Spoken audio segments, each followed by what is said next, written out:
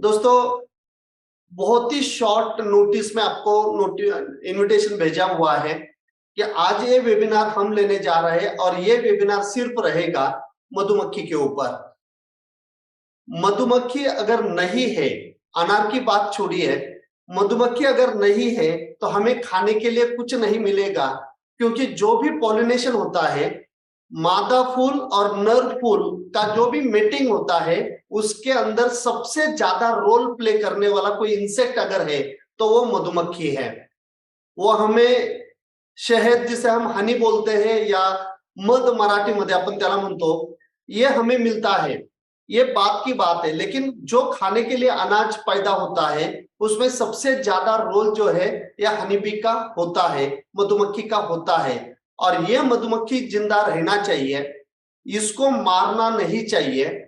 जो भी आज हम केमिकल इंसेक्टिसाइड का ज्यादा इस्तेमाल कर रहे हैं, और मधुमक्खी के लिए रहने के लिए जो भी जगह चाहिए, ये रेडिएशन में मधुमक्खी नहीं रहेगी। जितने टावर अपन इंस्टॉल कर रहे हैं, गांव-गांव में इंटरनेट कनेक्टिविटी आ गई है, अभी 4G की है, बाद में ये 5G होने वाला है, अभी हो गया है, तो ये सब उसके लिए अच्छा नहीं रहेगा। तो ये सब किसानों को पता होना चाहिए, ताकि एक मधुमक्खी के लिए जिंदा रहने के लिए अच्छा क्लाइमेटिक कंडीशन जब अपन देंगे तो ही वो रहेगी, तो ही हमारा अस्तित्व इस प्लैनेट के ऊपर रहेगा। ये जो प्रोग्राम आज का है, ये प्रोग्राम लेना चाहिए था हनी बी डे के दिन, लेकिन आज जो भी हमें गेस्ट मिले हैं, जो हमें ज्ञान देने वाले हैं, उनके ऑलरेडी उस दिन प्रोग्राम प्लान्ड होते हैं।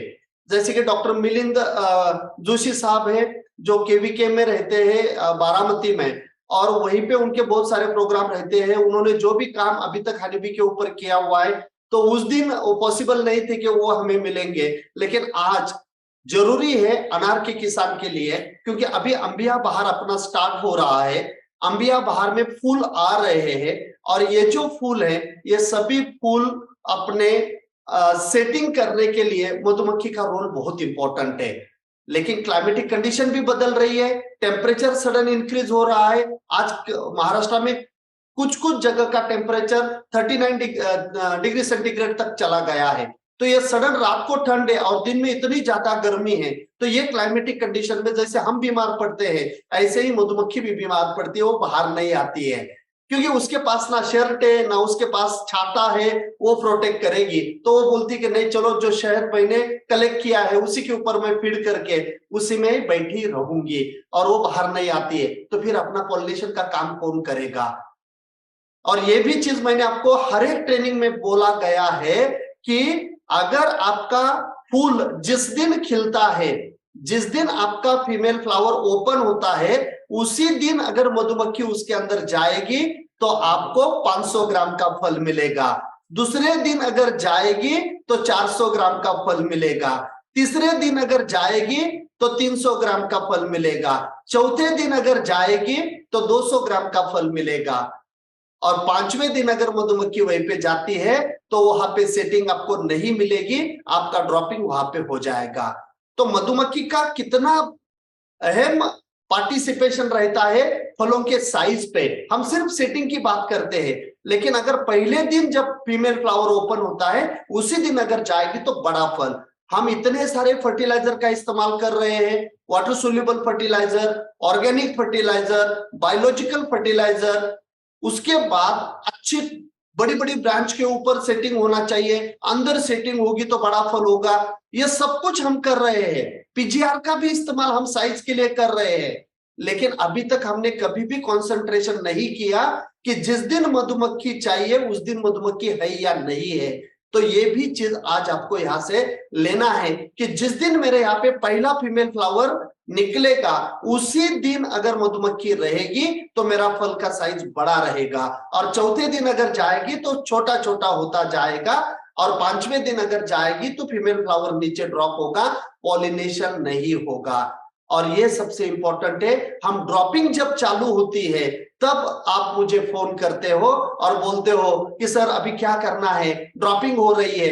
तो मेरा एक ही सवाल आपको रहता है, क्या आपके यहाँ पे मधुमक्खी है? नहीं है ना सर, तो फिर आप किसका इंतजार कर रहे थे?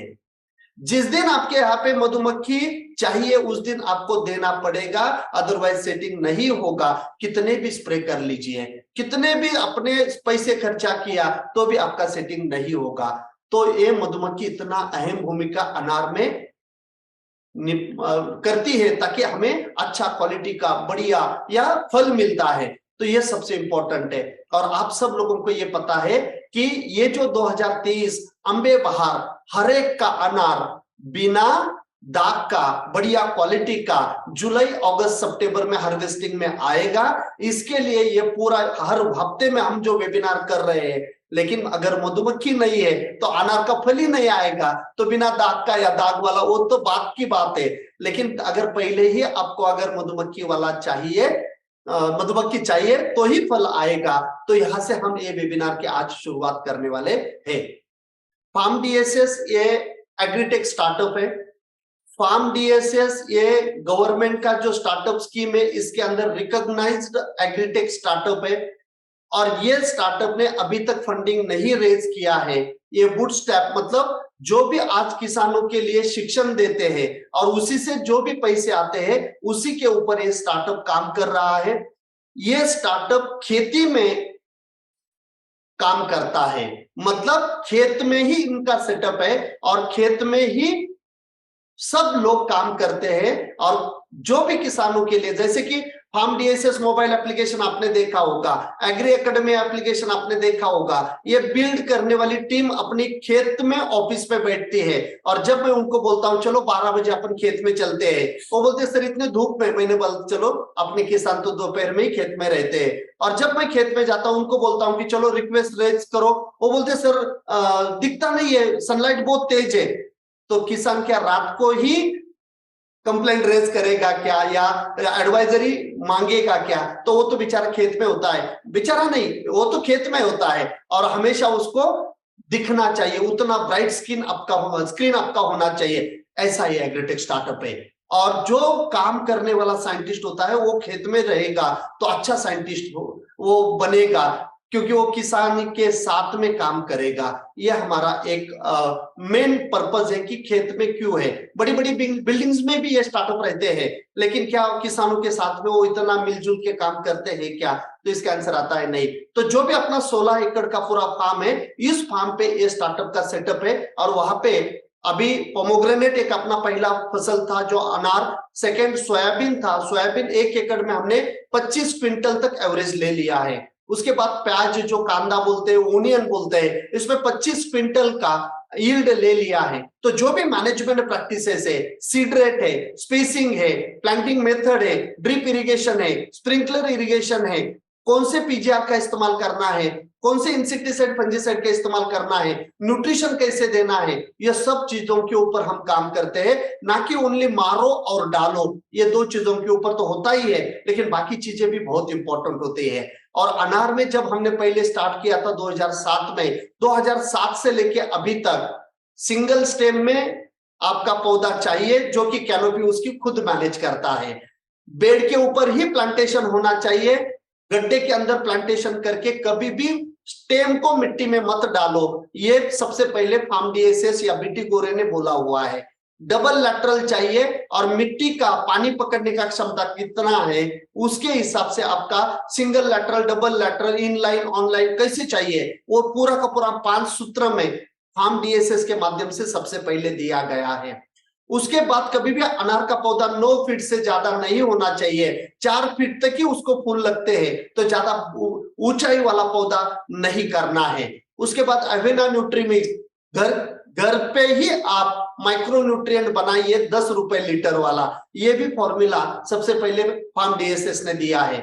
जो कॉटन की एक स्लरी होती है जो 1200-1300 रुपए खर्चे में 10 रुपए 15 रुपए रेट प्रति किलो ज्यादा आता है और बढ़िया 1-1 टन ज्यादा यील्ड आता है सिर्फ 1200-1300 रुपए में। ये भी फॉर्मुलेशन सबसे पहले फार्म डीएसएस ने, बीटी गोरे ने लोगों को दिया हुआ है। जब तक कोविड नहीं था तब तक मेरे खेत पे लोग आके ट्रेनिंग लेते थे, लेकिन कोविड के बाद आना पॉसिबल नहीं था। इसलिए ये जो वेबिनार है, ये वेबिनार का मदद से बड़ी स्क्रीन लगा के, जूम का एप्लीकेशन करके, उसके ऊपर ड्रॉ करके, जैसे कि फील आना चाहिए कि बीटी गोरे के साथ ही बैठे हुए और वो समझा रहा है। ये फील्ड देख के किसानों को आज अपन एक एक क्रॉप के अंदर जाके अच्छी तरह से गाइडेंस करते हैं। अभी भी अराउंड 580-87 लोग आ चुके हैं, 87। तो इतने लोग वेबिनार में आते हैं, फ्री वेबिनार में आते हैं। कभी भी कोई भी वेबिनार होता है 100 लोग 150 लोग, बहुत ज्यादा इतने ही लोग आते हैं, लेकिन यहाँ पे हर हफ्ते इतने लोग आते हैं। और जैसे कि आज का वेबिनार है, इतने बड़े बड़े साइंटिस्ट हैं, इतने बड़े बड़े एंटरप्रेन्योर हैं, उनको आपके सामने लेके आए हैं, जो कि उनके कुछ प्रोडक्ट है, उनके पास कुछ टेक्नोलॉजी है, ये टेक्नोलॉजी भी आपको मिलना चाहिए। ये मेन पर्पस फार्म डीएसएस का है कि जो भी टैलेंट मार्केट में है उनको एक लेवल पे लेके आइए और वो डिजिटल माध्यम से आपके आप तक उनको पहुंचाना है। आम जो है डॉक्टर भगवान राव कापसे, जो केशर आम में उनका बहुत बड़ा काम है, उनको भी एग्री एकेडमी एप्लीकेशन में उनके पूरे के पूरे वीडियोस, उनका पूरा ई बुक मैंगो का पूरा अवेलेबल है अपने एग्री एकेडमी एप्लीकेशन में। और इतने सस्ते में ये पूरा का पूरा ज्ञान फार्मर्स को मिलेगा, ये मेन पर्पस है। और सबसे इंपॉर्टेंट, अगर टेक्नोलॉजी किसी को सिखाना चाहिए तो एंड यूजर को, और एग्रीकल्चर में एंड यूजर होता है किसान। 24 आवर वो क्रॉप के साथ में काम करने वाला है किसान। और हम यही मानते हैं किसान से अच्छा साइंटिस्ट दूसरा कोई भी नहीं है। तो किसान सीखेगा तो ही सबको अच्छा खिलाएगा। और मेन पर्पस यही है, अगर डॉक्टर कोई होंगे तो नाराज मत होना, अगर किसान ने सही में अच्छा प्रोडक्शन अगर कर लिया, रेसिड्यू फ्री और न्यूट्रिशियस खाने के लिए सेफ फूड अगर वो बनाएगा, तो मैं बोलता हूं फार्मास्यूटिकल और मेडिकल इंडस्ट्री का धंधा कम होगा। ये कम करना है तो सिर्फ किसान के हाथ में है, क्योंकि आज जितनी भी अपनी वाट लग चुकी है, 100 ईयर्स से हमने हमारा लाइफ 65 ईयर्स तक लेके आए हैं। 100 125 केजी का बोरी, गेहूं का बोरी उठाने वाले जो यूथ थे, आज 50 किलो की बोरी भी नहीं उठा पाते, जो कि बाहर से घर में लेके जाके उसका स्टेकिंग करते थे। आज 100 किलो का बोरी कोई नहीं उठाता। हर एक तहसील में आईवीएफ सेंटर आए हुए हैं, टेस्ट ट्यूब बेबी सेंटर आए हुए हैं, जो कि स्टेरिलिटी के प्रॉब्लम बहुत ज्यादा बढ़ रहे हैं। हर एक घर में कैंसर और डायबिटीज जैसे बीमारी आ चुकी है। तो इसका अगर जवाबदारी किसी को लेना है, इसका अगर रिस्पॉन्सिबिलिटी किसी को लेना है, तो फूड बनाने वाला जो किसान है उनको लेना है। हम सिर्फ बोलते हैं कि हमारे पूर्वज जो थे अच्छा खाते थे, हाइब्रिड नहीं था, देसी खाते थे, केमिकल नहीं डालते थे, उनको अच्छा, लेकिन ये तो आज हम भी करते हैं। इसीलिए जो एक हमारा कंसेप्ट है कि खुद का फार्म, अपने फैमिली का फार्म, और उसके अंदर एक देशी गोवंश, एक गाय और उसका एक छोटा सा बछड़ा अगर वहीं पे रहेगा, उसी का ही दूध, उसी का ही दही, उसी का ही मक्खन, उसी का ही छाछ, उसी का ही घी अपने घर में आएगा, और उसी के गोबर से और उसी के गोमूत्र से स्लरी बन के अपने घर पे जो खाना खाना है उस खेत में वो इस्तेमाल होगा। तो फिर अपने घर में जो भी आज बीमारी है या जो भी अपने नए संतान अपन पैदा कर रहे हैं, उनको हेल्दी इंडिया बनाने के लिए एक स्टेप ये लेना पड़ेगा, आज ना कल ये लेना पड़ेगा। सिर्फ मोबाइल बना के, सिर्फ कंप्यूटर बना के, सिर्फ व्हीकल बना के, सिर्फ अच्छे रोड बना के हेल्दी इंडिया नहीं हो सकता। जब तक आप chemical fertiliser industry, chemical pesticide industry, pharmaceutical industry और मेडिकल इंडस्ट्री, जब तक आप इन्हीं से जीडीपी कम नहीं करोगे, तब तक हेल्दी इंडिया का सपना नहीं देखना चाहिए। ये एक विजन लेके काम कर रहे हैं, किसानों को एजुकेट कर रहे हैं, उनको ज्यादा पैसे मिलना चाहिए और ज्यादा से ज्यादा पैसे उनके जेब में रहना चाहिए। इनके लिए काम करने वाला ये फार्म डीएसएस एग्रीटेक स्टार्टअप है, जो कि हम कभी भी पीपीटी नहीं दिखाते, लेकिन आज 60,000 लोग फार्म डीएसएस के साथ में जुड़े हुए हैं। फार्म डीएसएस मोबाइल एप्लीकेशन और एग्री एकेडमी एप्लीकेशन, दो मोबाइल एप्लीकेशन आज एंड्रॉइड और आईओएस में अवेलेबल है, लोग उसको इस्तेमाल कर रहे हैं। और जो भी वहां से पैसे आते हैं, वो पैसों का ही इस्तेमाल करके आज पीएचडी होल्डर्स अपने साथ में खेत में काम कर रहे हैं और नए नए एक फसल में काम करके नया नया टेक्नोलॉजी किसानों के लिए ला रहे हैं, एग्रीकल्चर एक्सटेंशन का काम कर रहे हैं। और उसके अंदर ऐसे वेबिनार लेने के लिए आज के जो भी सभी गेस्ट आए हुए हैं, तो उनका बहुत बहुत धन्यवाद मैं करना चाहता हूं कि आपने संडे के दिन टाइम निकाला। एक एक जो भी गेस्ट है उनका मैं आज आपको परिचय करवा के देता हूं। सबसे पहले है सर, आप आपका वीडियो चालू करिए। सब जो भी आज के पैनलिस्ट हैं उनको मैं रिक्वेस्ट करता हूं कि आपके वीडियोस आप चालू करिए। आज के अपने चीफ गेस्ट है मिस्टर हनुमंतराव गायकवाड़ जी। ये चेयरमैन है बीवीजी ग्रुप, जो है उनके चेयरमैन है, पुणे में स्थित है।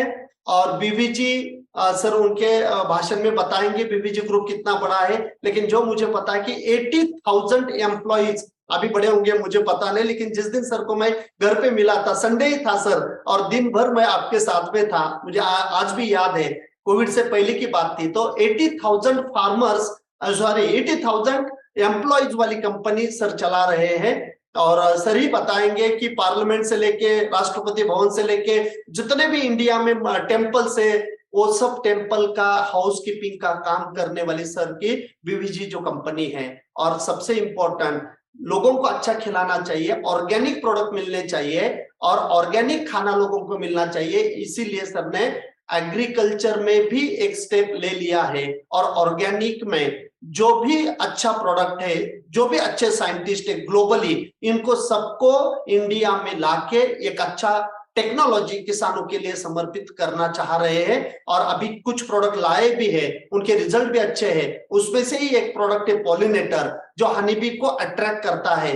तो इसीलिए सर को, और सर के जो भी आज महाराष्ट्र के मार्केटिंग एंड सेल्स के जो हेड है मिस्टर अरुण बारगजे जी, वो भी आज अवेलेबल है। सर और बारगजे सर, वो दोनों इसके बारे में बात करेंगे।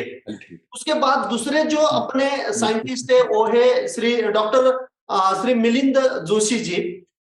मेरे बहुत अच्छे फ्रेंड है, और जोशी साहब केवी के बारामती में है एज अ साइंटिस्ट। और हनी बी के ऊपर जो भी मैंने आज वेबिनार में आपके साथ में बात करता हूं, या जब भी कहा फिजिकल मीटिंग्स होती है, जो भी हनी बी के बारे में मैं थोड़ा बहुत जानता हूं, ये only because of doctor Joshi साहब से ही सीखा हूं, और वो आपको मैं बताता हूं। आज वो और डिटेल में बात करेंगे। आज का सेशन अपन सिर्फ और सिर्फ क्वेश्चन आंसर, मैं कुछ क्वेश्चंस पूछूंगा आज के जो भी अपने डेलीगेट्स है, पार्टिसिपेंट, अपने पैनलिस्ट है उनको, और वो आंसर देंगे, ताकि इंटरेक्टिव सेशन अपना रहना चाहिए।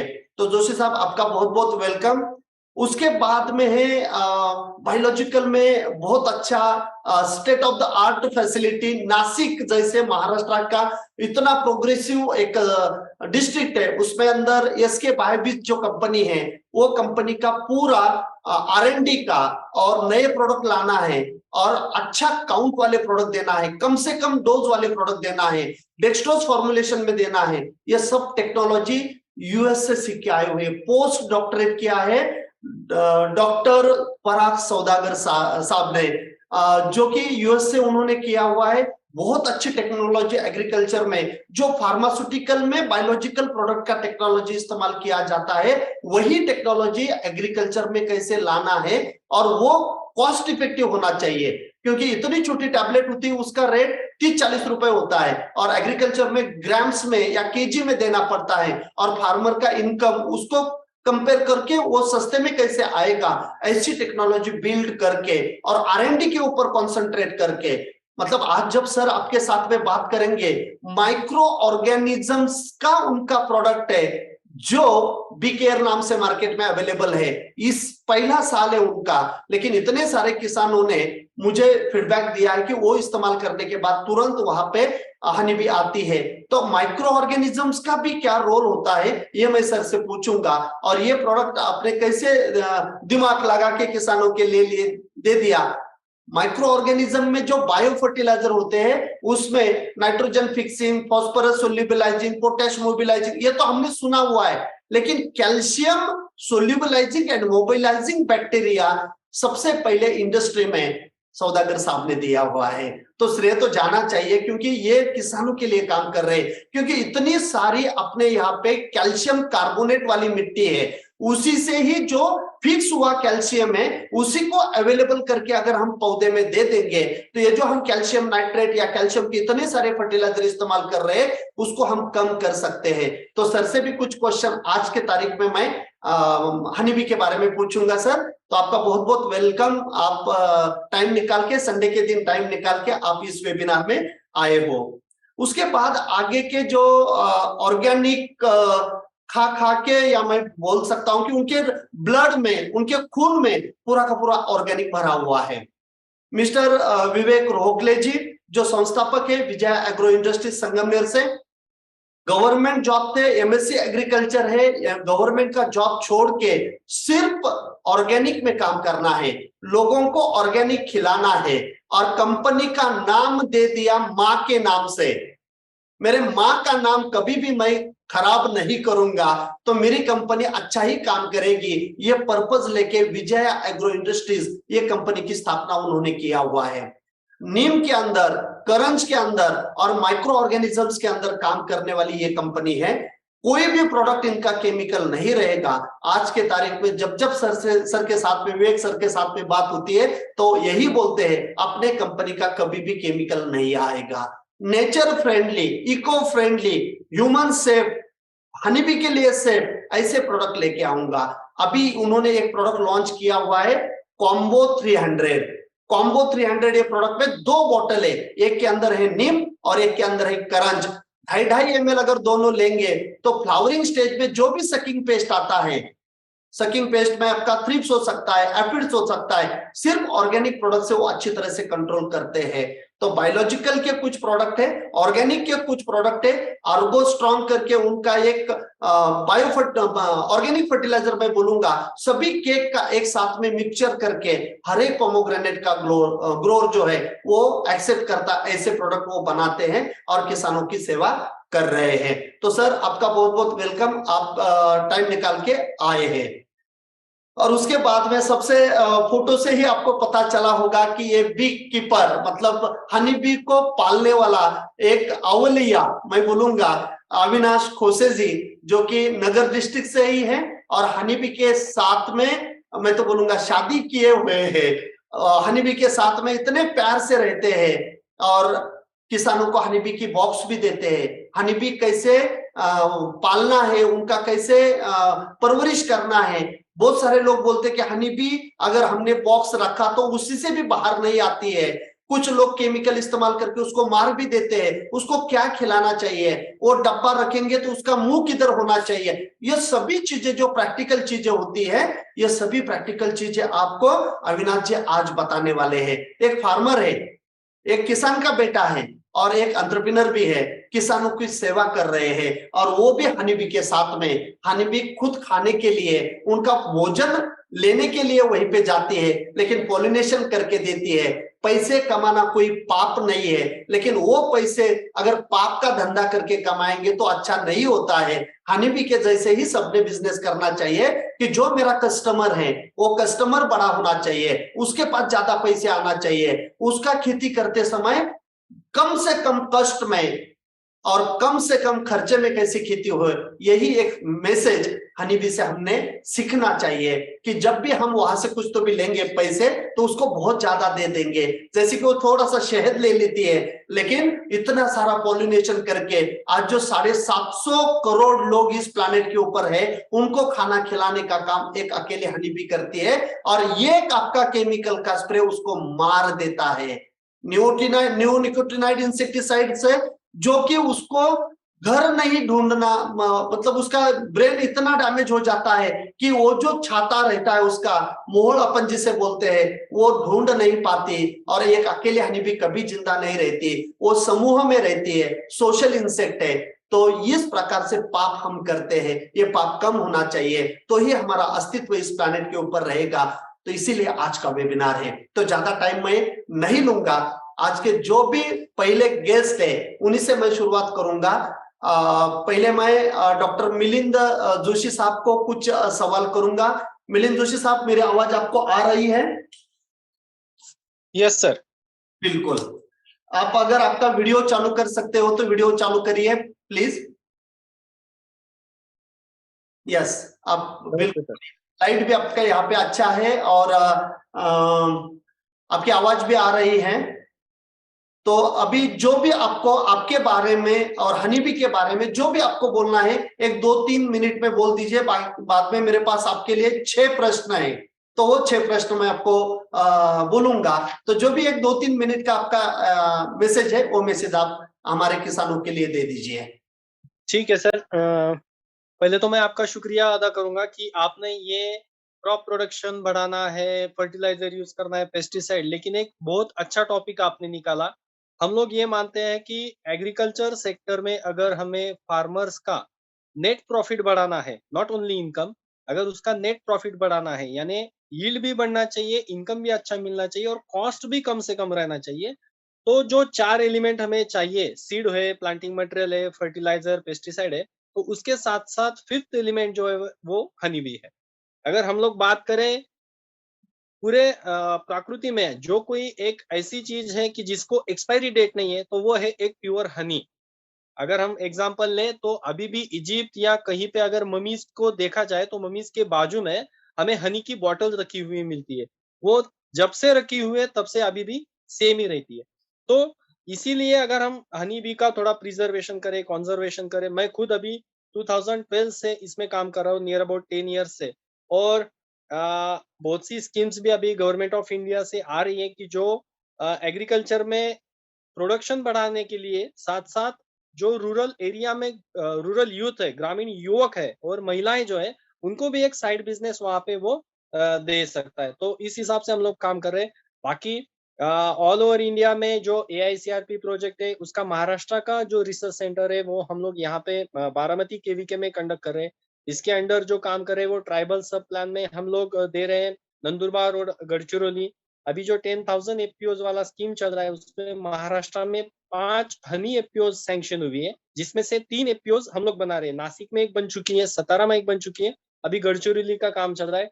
तो these are the things we are doing. मैं खुद एपी मोंडिया तुर्की में अटेंड किया था और एशियन एसोसिएशन ऑफ एपीकल्चरिस्ट जो होता है वो इंडोनेशिया में किया था। वहां पे बी कीपिंग, हनी, ये बहुत अच्छी तरह से एंटरप्रेन्योरशिप के लिए किया जाता है, एज अ बिजनेस किया जाता है। तो हमारे पास तो इतना क्रॉप डाइवर्सिफिकेशन है, क्लाइमेटिक कंडीशंस अच्छी है, तो जो जो किसान ये सोचते हैं कि मेरे पास छोटा सा खेत है, लेकिन आप एक हनी बी का बॉक्स रख के अलाइड बिजनेस, उस खेती से आने वाले इनकम से ज्यादा इनकम आप हनी बी से कमा सकते हैं, ये मैं कहना चाहूंगा सर। बाकी कुछ चीजें ऐसी है जो बोलना जरूरी है, तो मैं इसमें एक बताऊंगा कि जो पहले गाना हम देखते थे, रंगोली सीरियल जो आता था हर संडे, जहाँ डाल डाल पर सोने की चिड़िया करती है बसेरा, वो तब छोटे थे तब वो गाना पता नहीं चलता था सोने की चिड़िया कहाँ होती है। तो सोने के अंडे देने वाली मुर्गी का तो पता था, लेकिन सोने की चिड़िया जब ये काम करने लगे तब पता चला कि सोना मतलब जो अपना येलोइश गोल्डन जो अपना हनी है वो है, और उसकी जो चिड़िया है वो हनी भी है। लेकिन वो बाय मिस्टेक हमारी कुछ गलतियों की वजह से हम लोग उसका जो नेचुरल फौना है वो कम करते जा रहे हैं। जो 5 हनी बीज इंडिया में पाई जाती है जो ज्यादा यूजफुल होती है, उसमें से जो 2 हम डोमेस्टिकेट कर सकते हैं, एपिस सेराना इंडिका और एपिस मेलिफेरा, उनकी प्रजाति, उनका जो नेचुरल हैबिटेट है वो भी हम लोग कम करते जा रहे हैं। तो एक अच्छा टॉपिक आपने चुना है, इसलिए मैं पहले तो आपको कॉन्ग्रेचुलेट करना चाहूंगा sir. Thank you. Thank you so much sir. Doctor साहब ने बहुत अच्छी टेक्निकल इंफॉर्मेशन अभी शेयर करना चालू किया है। सभी जो भी अभी 750 अपने किसान इस वेबिनार में अभी तक ज्वाइन हो चुके हैं, मेरे आप सबको रिक्वेस्ट है, जैसे ही हर एक वेबिनार में आप नोटबुक और पेन लेकर बैठते हो, ऐसे ही आपको नोटबुक और पेन लेके बैठना है। छोटी छोटी चीज मिलेगी, लेकिन पॉलिनेशन के लिए जो हनी बी है या बी कीपिंग के लिए एज अ बिजनेसमैन आपको अगर एंटरप्रेन्योर करके कुछ व्यवसाय आपका चालू करना है, तो इसके लिए बहुत चीजें इंपॉर्टेंट है। तो सर आपने बोला कि अलग अलग प्रजाति होती है इस हनी बी की, 5 प्रजाति आपने बोला, और उसमें से 2 प्रजाति है कि जो 2 प्रजाति अच्छी अपने यहाँ पे पाई जाती है और वहां से हम अपना हनी कीपिंग का बिजनेस कर सकते हैं। तो उसके बारे में थोड़ा सा और हमारे किसान भाइयों के लिए बताइए प्लीज। वैसे तो सर हनी बी की ज्यादातर प्रजातियां होती है depending on the country, state, climatic conditions, लेकिन जो 5 मेजरली हमें यूजफुल होती है उसमें से एक है एपिस डोर्साटा, जिसे हम मराठी में आग्या मोड़ बोलते हैं, और जिसकी वजह से पूरी मधुमक्खी बदनाम हो चुकी है, क्योंकि वो बहुत बहुत बड़ी होती है साइज में। जो हम पेपर में, न्यूज में, चैनल में देखते हैं कि मधुमक्खियों ने हमला किया, जानवर मर गए या फिर इंसान मर गया, तो उसकी वजह से एक डर होता है। लेकिन एक चीज ये है कि सबसे ज्यादा प्योर हनी भी वही मधुमक्खी देती है, सबसे ज्यादा पॉलिनेशन भी वही मधुमक्खी करती है। वो नेचुरल हैबिटेट है, सबसे बड़ा उसका छत्ता होता है, और वो अपने खेत में नहीं मिलेगी। वो कहाँ मिलेगी?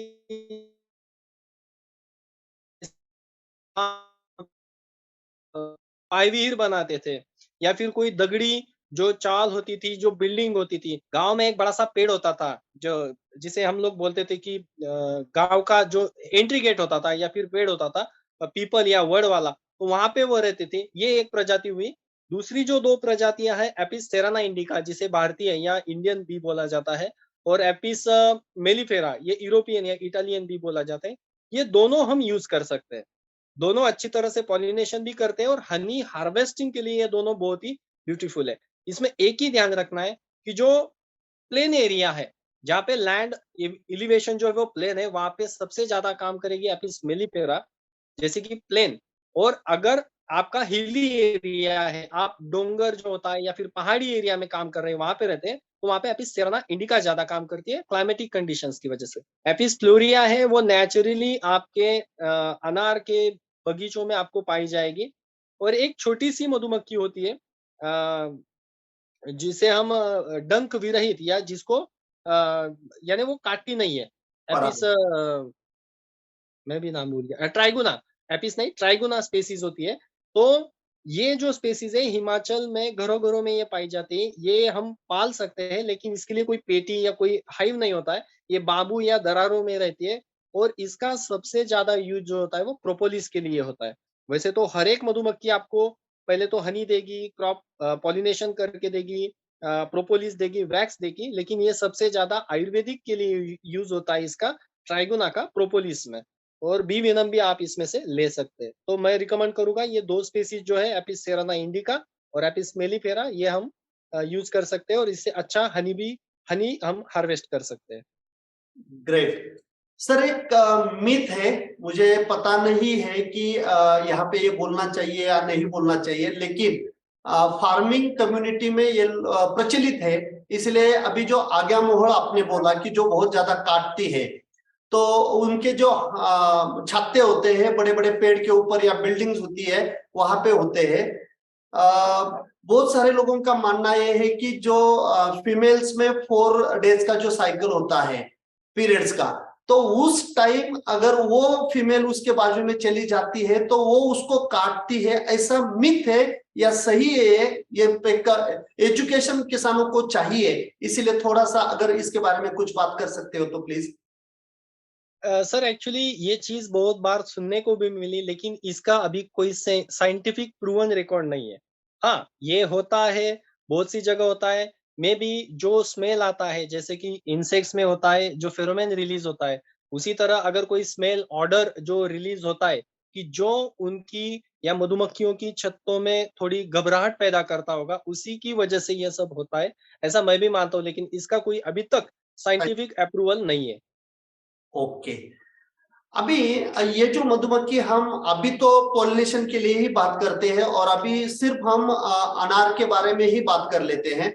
तो जब अनार के खेत में हम बॉक्स लाते हैं, तो एज अ साइंटिस्ट आप किसानों के लिए क्या बोलना चाहते हो कि वो बॉक्स लाने के बाद किस प्रकार के केमिकल इंसेक्टिसाइड्स का या कोई फंजीसाइड्स भी है, तो वो भी आप बताइए कि उनको 100% आप अवॉइड करिए, इनको इस्तेमाल मत करिए, ऐसा अगर कुछ है तो वो बता दीजिए प्लीज। सर मैं बात करूंगा एक एग्जांपल के साथ। 2015 में हम लोगों ने एशिया का, यानी पूरे एशिया का फर्स्ट प्रोजेक्ट अनार और जो प्याज है उसका जो सीड प्रोडक्शन लिया जाता है, उसके लिए किया था। इंडिया में फर्स्ट टाइम, महाराष्ट्र में फर्स्ट टाइम, बारामती एरिया में। इंदापुर तहसील, पुरंदर, बारामती और दौंड की जो पोमोग्रेनेट ग्रोइंग एरिया और ऑनियन का एरिया है, वहां पे हम लोगों ने काम किया। फार्मर्स को अगर आप पूछे, आप भी बहुत बड़े साइंटिस्ट है उसमें, अनार में अगर स्प्रे नंबर ऑफ स्प्रेज पूछे तो मिनिमम 40, 50, 60 तक है। बराबर। हम लोगों ने पहले तो हमारे छत्ते गवाए, डायरेक्टली हम लोगों ने पॉलिनेशन के लिए दे दे, तब थोड़ा सबक मिला। फिर हम लोगों ने एक किया कि जब पॉलिनेशन के लिए फ्लावर रेडी हो रहा है या फिर फ्लावर ओपन हो रहा है, तब हम लोगों ने जब छत्ता उनको दिया या फिर बी हाइव दी, पहले तो 2 या 3 घंटे का प्रॉपर एक ट्रेनिंग दिया जाता है फार्मर को, या जो बंदा वहां पे मैनेजमेंट करने वाला है। किस साइड में उसका मुंह होना चाहिए, सूरज की पहली किरण उसके अंदर जानी चाहिए, अगर स्प्रे करना है तो किस तरह से करना है, अगले वाले दिन शाम को मधुमक्खियां वापस आने के बाद उसका दरवाजा बंद करना है, फीडिंग देना है, वगैरह वगैरह। तो ये सब चीजें हम लोग करते थे। हमारा इम्पैक्ट ये हुआ कि जो स्प्रेइंग्स एवरेज 50-52 हो रही थी, आईपीएम बेस्ड प्रोटेक्शन हम लोगों ने उनको अडॉप्ट करवाया, तो नंबर ऑफ स्प्रेज हुए ओनली 26 to 30, कि जिसमें माइक्रो एलिमेंट बोरॉन, कैल्शियम और माइक्रो एलिमेंट का स्प्रे ज्यादा था। इसकी वजह से एक हुआ कि प्रॉपर सेटिंग, एक ही बार सेटिंग हुआ, एक ही बार हार्वेस्टिंग हुआ, स्प्रे कम हुए, तो नेट प्रॉफिट फार्मर का बढ़ा।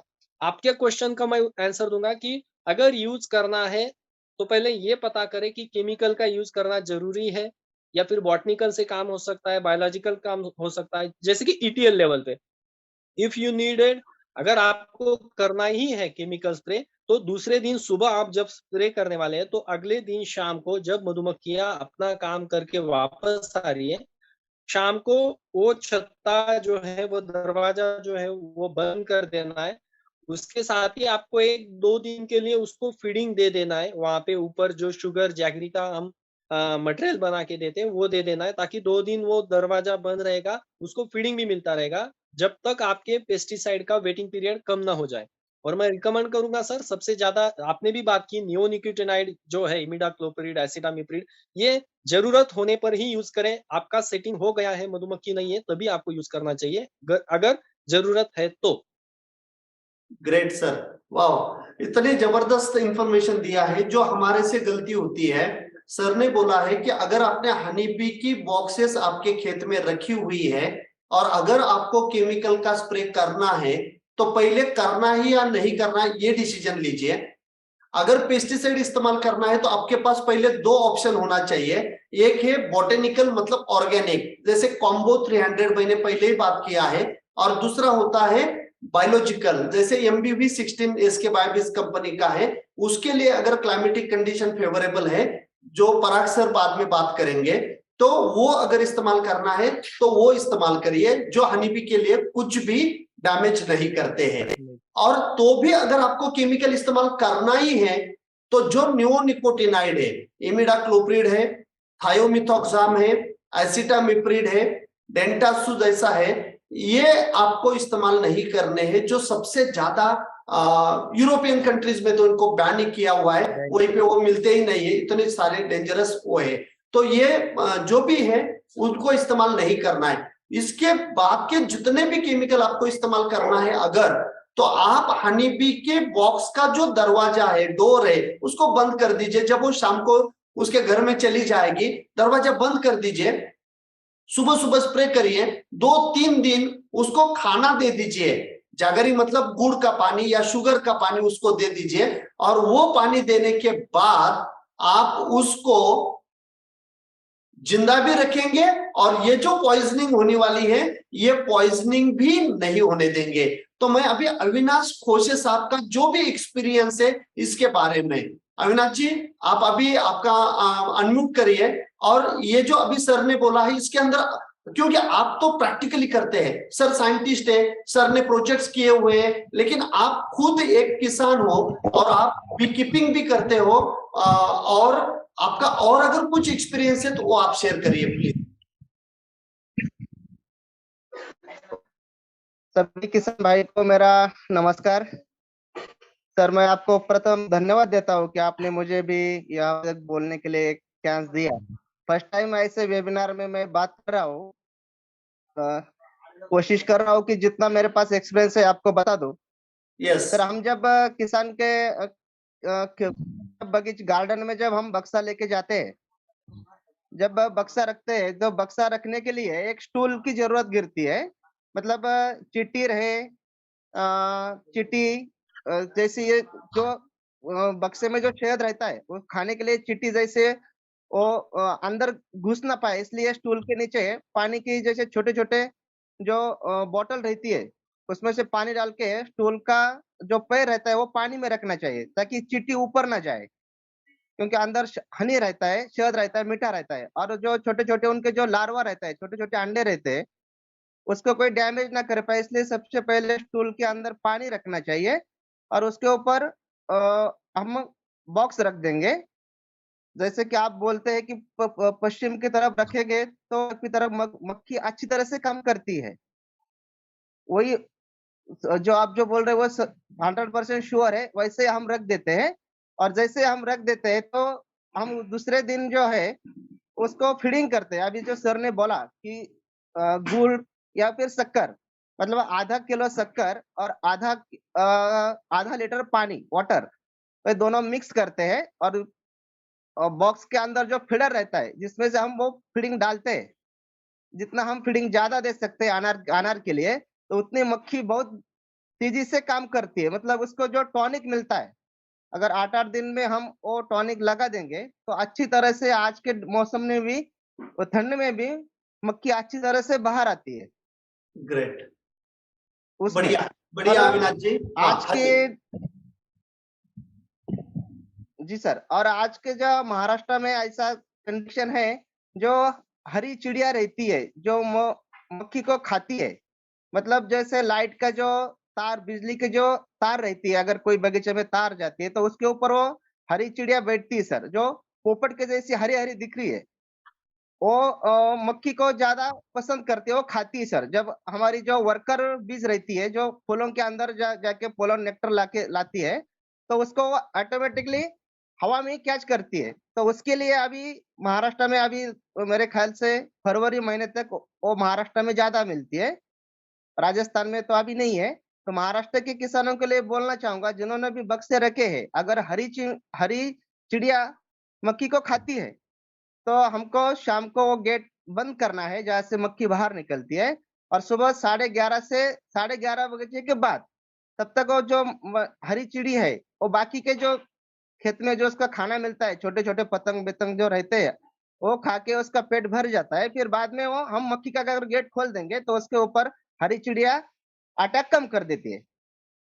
और जैसे आप बोले कि नियोनिकोटिन जैसे जो है, जो मावा का जो स्प्रे रहता है, जो बराबर। मावा, अगर वो स्प्रे हम ले लेंगे इसी टाइम, तो मैंने ऐसे भी देखा है गार्डन में, हमने 1 एकड़ में 8-8 बक्से से लगा दिए, फिर भी 13 से 14 दिन एक भी मधुमक्खी सर एक भी फूल के अंदर काम नहीं कर पा रही है। बाहर जा रही है लेकिन वो खेती में नहीं जा रहे, क्योंकि वहां पे किसानों ने थाइमोथॉक्सम जो मावा के लिए जो रहता है, जो रासायनिक कीटनाशक, वो दवाई स्प्रे किया था। उसकी वजह से कम से कम 14 दिन सर मधुमक्खी बगीचे में काम नहीं कर पा रही है। जो ओके जो भी आप बोल रहे हैं जी सर। और ओके। मतलब अभी ठंड के दिन में बक्सा जब हम खेती में रखते हैं तो उसको थोड़ा धूप लगना चाहिए। अगर धूप में रखेंगे तो मक्खी ज्यादा एक्टिव रहती है। और जहाँ गर्मी के मौसम अगर रहेगा तो उसको पेड़ के नीचे हम रखेंगे, और 4-5 दिन में अगर उसका जो ढक्कन के अंदर जो हम उसको ये लगा देते हैं, बारदाना बोलते हैं हम मराठी में, अगर उसके ऊपर थोड़ा सा पानी डालेंगे तो उसका जो अंदर जो बीज रहता है उसके लिए टेम्परेचर अच्छी तरह से मेंटेन हो जाएगा, और वह उसका पैदाश भी अच्छी तरह से बढ़ेगी। ग्रेट ग्रेट अविनाश जी, बहुत बहुत धन्यवाद आपका। मुझे सबसे ज्यादा तकलीफ होती है क्योंकि मैं अंबिया बहार का किसान हूँ। बहुत सारे किसान अभी अंबिया बहार के ही हैं, और इनके लिए बहुत इंपॉर्टेंट चीज आपने बोला कि जो हरी चिड़िया आती है, बी कैचर उसको बोलते हैं, ये सुबह सुबह ज्यादा होती है। 11 बजे तक अगर मधुमक्खी को बाहर नहीं आने देंगे तब तक वो दूसरे खेत में निकल जाएगी, क्योंकि उनको तो खाना है, उनको तो अपने जैसे स्टोर करके नहीं रखती है, तो वहां से निकल जाएगी। वो निकल जाने के बाद आप डोर खोल के आप हनी बी की एक्टिविटी आपके खेत में करिए। बहुत इंपॉर्टेंट चीज आपने बोला था, बहुत इंपॉर्टेंट लोगों के लिए ये मैसेज था आपका। Thank you so much. तो अभी अविनाश जी, आप एक एंटरप्रेन्योर है, एक उद्योजक है, और बी कीपिंग का काम करते हैं, लोगों को आप बॉक्सेस भी देते हैं। और आपको मैं ये तो नहीं पूछूंगा मैं आप कितनी कमाई करते हो, लेकिन मुझे जो भी आपके बारे में पता है कि एक युवा खेती के साथ में अगर ऐसा कुछ बिजनेस करेगा जिससे किसानों का भी भला होगा और 2 रुपए उसको भी मिलेंगे, तो ये जो ट्रेनिंग, मैं अभी मिलिंद कुलकर्णी, सॉरी मिलिंद जोशी साहब को प्रश्न पूछना चाहता हूं कि ऐसा कोई ट्रेनिंग मिलता है क्या, और ये बिजनेस स्टार्ट करने के लिए गवर्नमेंट से कुछ स्कीम है क्या? तो ये अगर आपके पास में कुछ इंफॉर्मेशन होगी तो जो भी युवा किसान है हमारे, उनके लिए अच्छा रहेगा। Okay sir. सर अविनाश जी, जोशी साहेब बोलत आहेत. ओके सर हनी बी के साथ साथ अगर एंटरप्रेन्योरशिप करना है तो जैसे अविनाश सर अभी कर रहे हैं, हम लोग स्कीम का अलग अलग स्कीम इसमें है कि जिसमें ट्रेनिंग के लिए पहले तो कोई भी केवीके या जो पूना में हमारा सेंटर है CBRTI, central bee research and training institute, इसके साथ ही खादी ग्रामोद्योग मंडल जो है KVIC KVIB, ये लोग हमें प्रशिक्षण या फिर ट्रेनिंग की पूरी जिम्मेदारी लेते हैं. इसके साथ ही अभी फिलहाल 2017-18 से हनी मिशन चल रहा है कि जिसमें 3 अलग अलग कंपोनेंट है, मिनी मिशन 1, मिनी मिशन 2 और मिनी मिशन 3. तो मिनी मिशन 1 में भी ट्रेनिंग जो है वो पार्ट किया जाता है.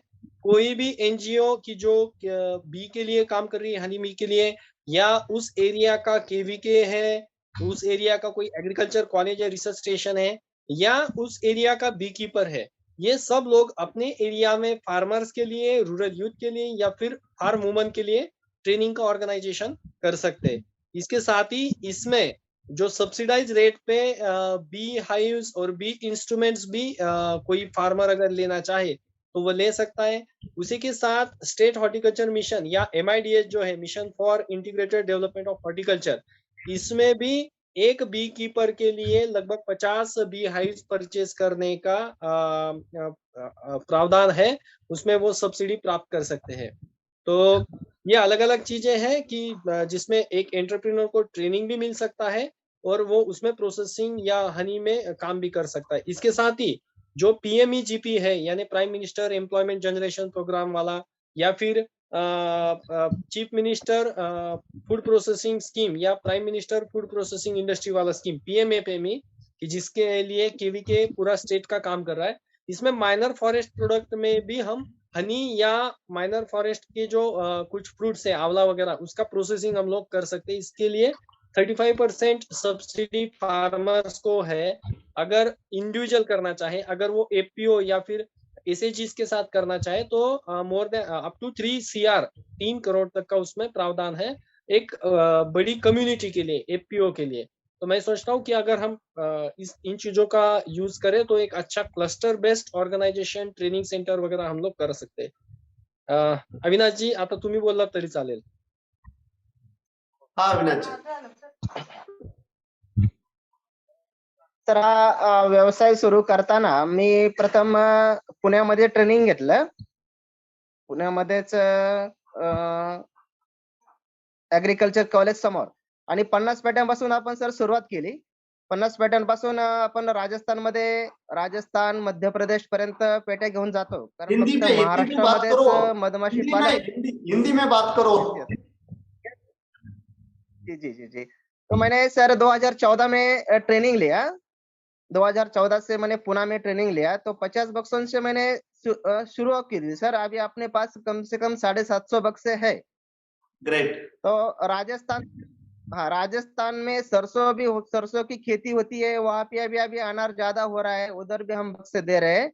और सरसों का शहद निकाल के हम फिर महाराष्ट्र में वापस आते हैं, क्योंकि सर पूरा महाराष्ट्र में मधुमक्खी पालन के लिए पूरा साल सोर्स नहीं रहता, मतलब फूलों की कमी रहती है महाराष्ट्र में, इसलिए 2-3 राज्यों में जाना पड़ता है ये हिसाब से. और अगस्त के बाद हम महाराष्ट्र में अभी तक मार्च तक बढ़िया सा इधर अनार का सेटिंग रहता है. अगस्त के बाद मतलब बारिश के हिसाब से तो हम जहाँ भी मधुमक्खी किसानों को लगेगी, हम तुरंत बक्सा दे सकते हैं. महाराष्ट्र रहे, कर्नाटक रहे और राजस्थान तक भी हम बक्सा देते हैं. किसी किसानों भाई को अगर मधुमक्खी के बारे में जो भी प्रॉब्लम है, तो मैं वीडियो कॉल से भी आपसे बात करके सोल्यूशन निकाल सकता हूँ. और सबसे बड़ी बात वो जो हरी चिड़िया की है, वो अभी भी महाराष्ट्र में है.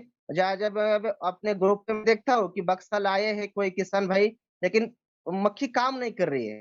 तो जो भी किसान भाई को ऐसी कोई प्रॉब्लम आ सकती है, तो कृपया मुझे कॉल कीजिए, और जहाँ पे जरूरत होगी वहाँ हम बक्सा भी दे सकते हैं. और हाँ अविनाश जी, मेरी आपको रिक्वेस्ट है. बोलने वाला तो है सर. अविनाश जी, आपका नंबर एक बार जो भी लिखना चाहते हो वो लिख लेंगे. आपका नंबर आप इंग्लिश में बता दीजिए. और दूसरा, जो भी चैट बॉक्स है वो चैट बॉक्स में आपका नाम डाल के आपके फर्म का नाम डाल के और आपका मोबाइल नंबर दे दीजिए। मैं डॉक्टर जोशी साहब को भी रिक्वेस्ट करूंगा, अगर आप ऑफिस का कोई नंबर देना चाहते हो तो चैट बॉक्स पे आप भी आपका नंबर दे दीजिए, ताकि जो भी किसान है, हाँ, हनी बी के बारे में जो भी उनको डाउट क्लियर करना है या आपको आके मिलना है आपके केवीके में बारामती में, तो वो मिल सकते हैं। तो अविनाश जी, आपका नंबर आप बता दीजिए और चैट बॉक्स में बाद में लिख दीजिए, फिर मैं आगे के क्वेश्चन लेता हूँ। सर, मेरा नंबर है, लिख लीजिए, 9922।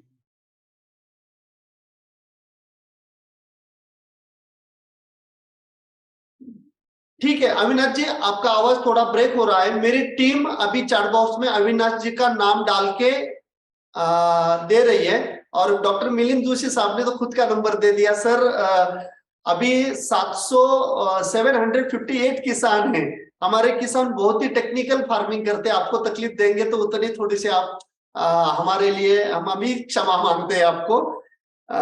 ठीक है अविनाश जी, अभी आपकी आवाज नहीं आ रही है, मेरी टीम डालेगी आपका नंबर, या चैट बॉक्स में आप डाल दीजिए, वो हमारे जो भी किसान है वहां से वो ले लेंगे। अभी आ गया है आपका नंबर 9922164345, ये नंबर है अविनाश जी का। तो थैंक यू सो मच। अभी आपको जाना नहीं है, बाद में जो भी प्रश्न आएंगे उसका आंसर आपको देना है। मैं अभी नेक्स्ट अपने जो स्पीकर है उनके तरफ जा रहा हूँ, मिस्टर हनुमंतराव गायकवाड़ जी, जो पहले ही मैंने बोला कि बीबीजे जो ग्रुप है, इतना बड़ा कंपनी, ये कंपनी के वो चेयरमैन है।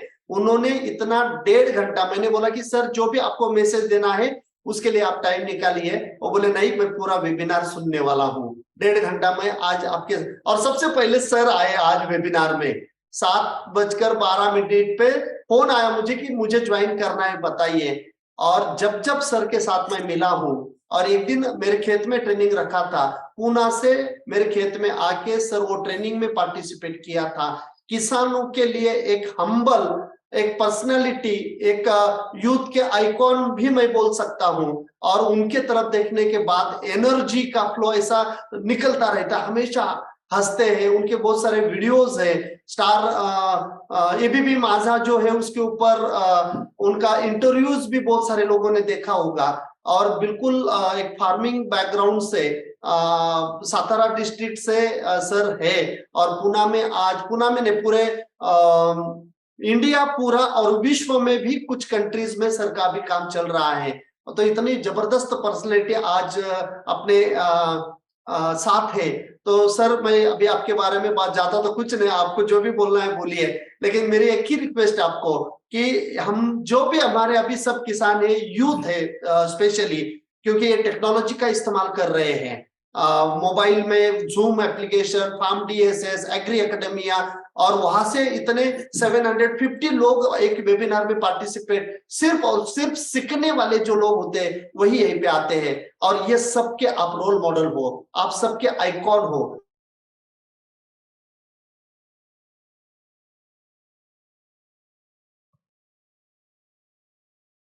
नहीं, थोड़ा सा अगर आप ज्यादा टाइम भी नहीं, मैं आपको बोलूंगा कि बहुत, लेकिन 10 मिनट में, 12 मिनट में क्लियर कट मैसेज दे दीजिए, ताकि हम इंस्पायर हो जाए और वैसे ही हम आगे काम करें। और जब आपके पास टाइम रहेगा तो पूरा आधा घंटा, 1 घंटा, जो भी टाइम आप देंगे, तो एक वेबिनार में आपको पूरा का पूरा टाइम देके हमें आप इंस्पायर करिए। यही रिक्वेस्ट करके मैं आपसे रिक्वेस्ट करता हूं कि आप बात करिए अभी प्लीज। आदरणीय गोरे साहब, बहुत बहुत धन्यवाद। मैं आपसे इंस्पायर्ड हूँ। आप फार्मर के लिए काम कर रहे हैं, उनके जीवन में क्रांति लाने के लिए आप काम कर रहे हैं। नॉर्मल खेती करने से बहुत फायदा नहीं होता है, तो आप पोमोग्रेनेट डाइम की खेती करने के लिए लोगों को प्रमोट कर रहे हैं, और लगभग 60,000 फार्मर आपसे जुड़े हैं, उनके लिए आप भगवान समान काम कर रहे हैं। तो मैं आपको शतशः नमन करता हूँ, आपके कार्य के लिए नमन करता हूँ। यहाँ पे मिलिंद जोशी जी है, विवेक जी है, पराग जी है, हमारे मेरे सहकारी अरुण जी है। बीवीजी का फुल फॉर्म भारत विकास ग्रुप है, और यहाँ पे स्वामी विवेकानंद जी और छत्रपति शिवाजी महाराज जी की तस्वीर है। इनकी प्रेरणा से मैंने जिंदगी में काम चालू किया कि जिंदगी में कुछ अलग करूंगा। मेरा छोटा भाई दत्तात्रेय भी यहाँ बैठा हुआ है कि 1991 में 1990 में मेरे पिताजी का निधन हुआ और 3 महीने के बाद माँ ने कहा कि ये चिट्ठी रही है और कपड़े लेके आइए पुणे कैंप में। मैं 250 रुपया सिलाई देके कपड़े लेके आ गया और उस रात बहुत सोचा कि आदमी कपड़े भी यहाँ छोड़ जाता है। 19 साल का था मैं। मित्रों से चर्चा की, हम सामाजिक काम करेंगे, सोशल काम करेंगे और सोशल काम करेंगे तो संस्था का नाम चाहिए। जब साइकिल का सीट कवर बदली करने के लिए मेरे पास पैसे नहीं थे तो मैंने संस्था का नाम रखा भारत विकास प्रतिष्ठान। लोगो बनाया भारत का नक्शा, पीछे सूरज, बीच में छोटा दिया कि जिंदगी में कुछ अलग काम करूंगा। फिर मैंने सर्विसेज में काम चालू किया, मेरे गांव के दोस्तों को हेल्पर का काम देने के लिए, जो आज लगभग 80,000 लोगों तक पहुंचा है, जिसमें आदरणीय प्रधानमंत्री साहब का घर का मेंटेनेंस बीवी जी के पास है, आदरणीय प्रधानमंत्री साहब का ऑफिस का काम बीवी जी के पास है, पार्लियामेंट का काम लगभग 20 साल से बीवी जी के पास है, राष्ट्रपति भवन का काम बीवी जी के पास है, सुप्रीम कोर्ट का काम बीवी जी के पास है, महाराष्ट्र में देश में 22 एयरपोर्ट का मेंटेनेंस का काम बीवी जी के पास है, Pune airport, Mumbai airport, Chennai airport, Ahmedabad airport, Jaipur airport. Maharashtra में और देश में हम 108 की एम्बुलेंस की सेवा से लगभग 1 करोड़ लोगों को अब तक हेल्प की है और 15 लाख लोगों की जान बचाई है। 1-2 नहीं, 15 लाख लोगों की जान बची है। मध्य प्रदेश में पुलिस की 1000 गाड़ियां बीवी जी की है, जहां पे 1.5 करोड़ लोगों को हेल्प हुई है। फिर साई बाबा, शिरडी साई बाबा संस्थान का काम बीवी जी के पास है पिछले 22 साल से। सिद्धि विनायक मंदिर है, सोमनाथ मंदिर है, द्वारका है, वृंदावन टेम्पल है, तुलजापुर है, महालक्ष्मी कोल्हापुर है, ऐसे 25 मंदिरों का काम बीवी जी करती है। तो मैंने 2012 में वैशाली में ये घर बनाया और ये घर 6000 फुट का है, जहाँ पे आप आए हैं, आपको दोबारा आना है। 6 बेडरूम का घर बना। आर्ट ऑफ लिविंग की श्री श्री रविशंकर जी ने इसका भूमि पूजन किया। गुरुजी फिर 2 दिन रहने के लिए आए, फिर बाद में रहने के लिए आए। तो तब मैंने सोचा कि भगवान, 21 साल तक घर में बाथरूम भी नहीं था, टॉयलेट भी घर में नहीं थी, ऐसे घर में रहा हूँ। 6ठी कक्षा तक लाइट नहीं हुआ करती थी घर में। जिसके घर में लाइट है वो आदमी अमीर लगता था। तो 40 साल में ये घर बन गया, तो अभी जिंदगी में क्या करें? तो सोचा जिंदगी में फार्मर के लिए काम करेंगे। तो फार्मर की समस्या क्या है? खर्चे बढ़ गए हैं, उत्पादन कम हो रहा है, विषमुक्त जहरीली दवाइयों से उसका घर में कैंसर हो रहा है। तो मैंने एक प्रण लिया और फिर जैसे सोचता हूँ वैसे चीजें हो जाती है। तो प्रण लिया और सोचना चालू किया कि हम कैसे इसमें हेल्प कर सकते हैं। और मुझे खुशी है बताने में, अभी पूरी टेक्नोलॉजी बीवी जी की विकसित है, जिसमें हम फार्मर का खर्च कम करते हैं। हर्बल प्रोडक्ट्स है, 100% ऑर्गेनिक सर्टिफाइड प्रोडक्ट्स है, उससे उत्पादन बढ़ता है। मिनिमम 30% से 200% एक सीजन में उत्पादन बढ़ता है। हर्बल पेस्टिसाइड जो पीके दिखाता हूँ और कीट के ऊपर मारता हूँ तो कीट 10 मिनट में मर जाती है। मुझे बताने में मेरे साथ खुशी है कि अभी साउथ फ्लोरिडा यूनिवर्सिटी में एग्रीकल्चर के हमने ट्रायल लिए और 23 केमिकल के अगेंस्ट हमारा प्रोडक्ट यूज किया। 22 में इक्वल और बेटर पाया गया। 22 में इक्वल और बेटर पाया गया। यहाँ पे हम कन्विंसिंग की हमारी मॉडलिंग ठीक नहीं थी, डीप पॉकेट नहीं थे, इसलिए थोड़े कम पड़े, लेकिन प्रोडक्ट बहुत जबरदस्त है। फिर अभी आपने 10-12 मिनट बोला है, मैं वैसे ये करता हूँ। फिर हम हेल्थ केयर में बहुत बड़ा काम करें। मेरे जो मित्र फार्मर के लोग जो जहाँ जुड़े हैं, गोरे साहब, बाकी भी सेमिनार में बता दीजिए, बीवी जी की कैंसर की दवा इतनी जबरदस्त बनी है, 100% हर्बल है, कोई हेवी मेटल नहीं है। जो आदमी बेड से उठ नहीं पाता है वो 15 दिन में चलने लगता है। 15 दिन में चलने लगता है।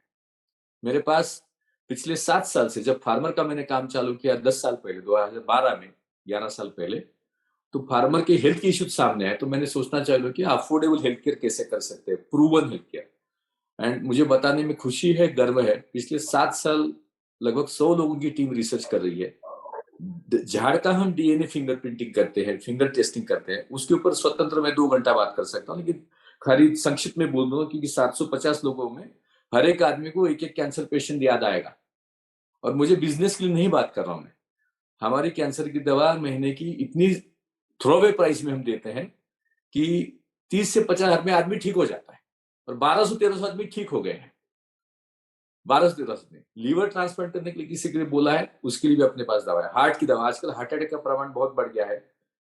हमारी दवा से हार्ट की ब्लॉकेज निकल जाते हैं, हार्ट का पंपिंग इंप्रूव हो जाता है, मसल स्ट्रांग हो जाते हैं और फंक्शन स्टेबल हो जाता है।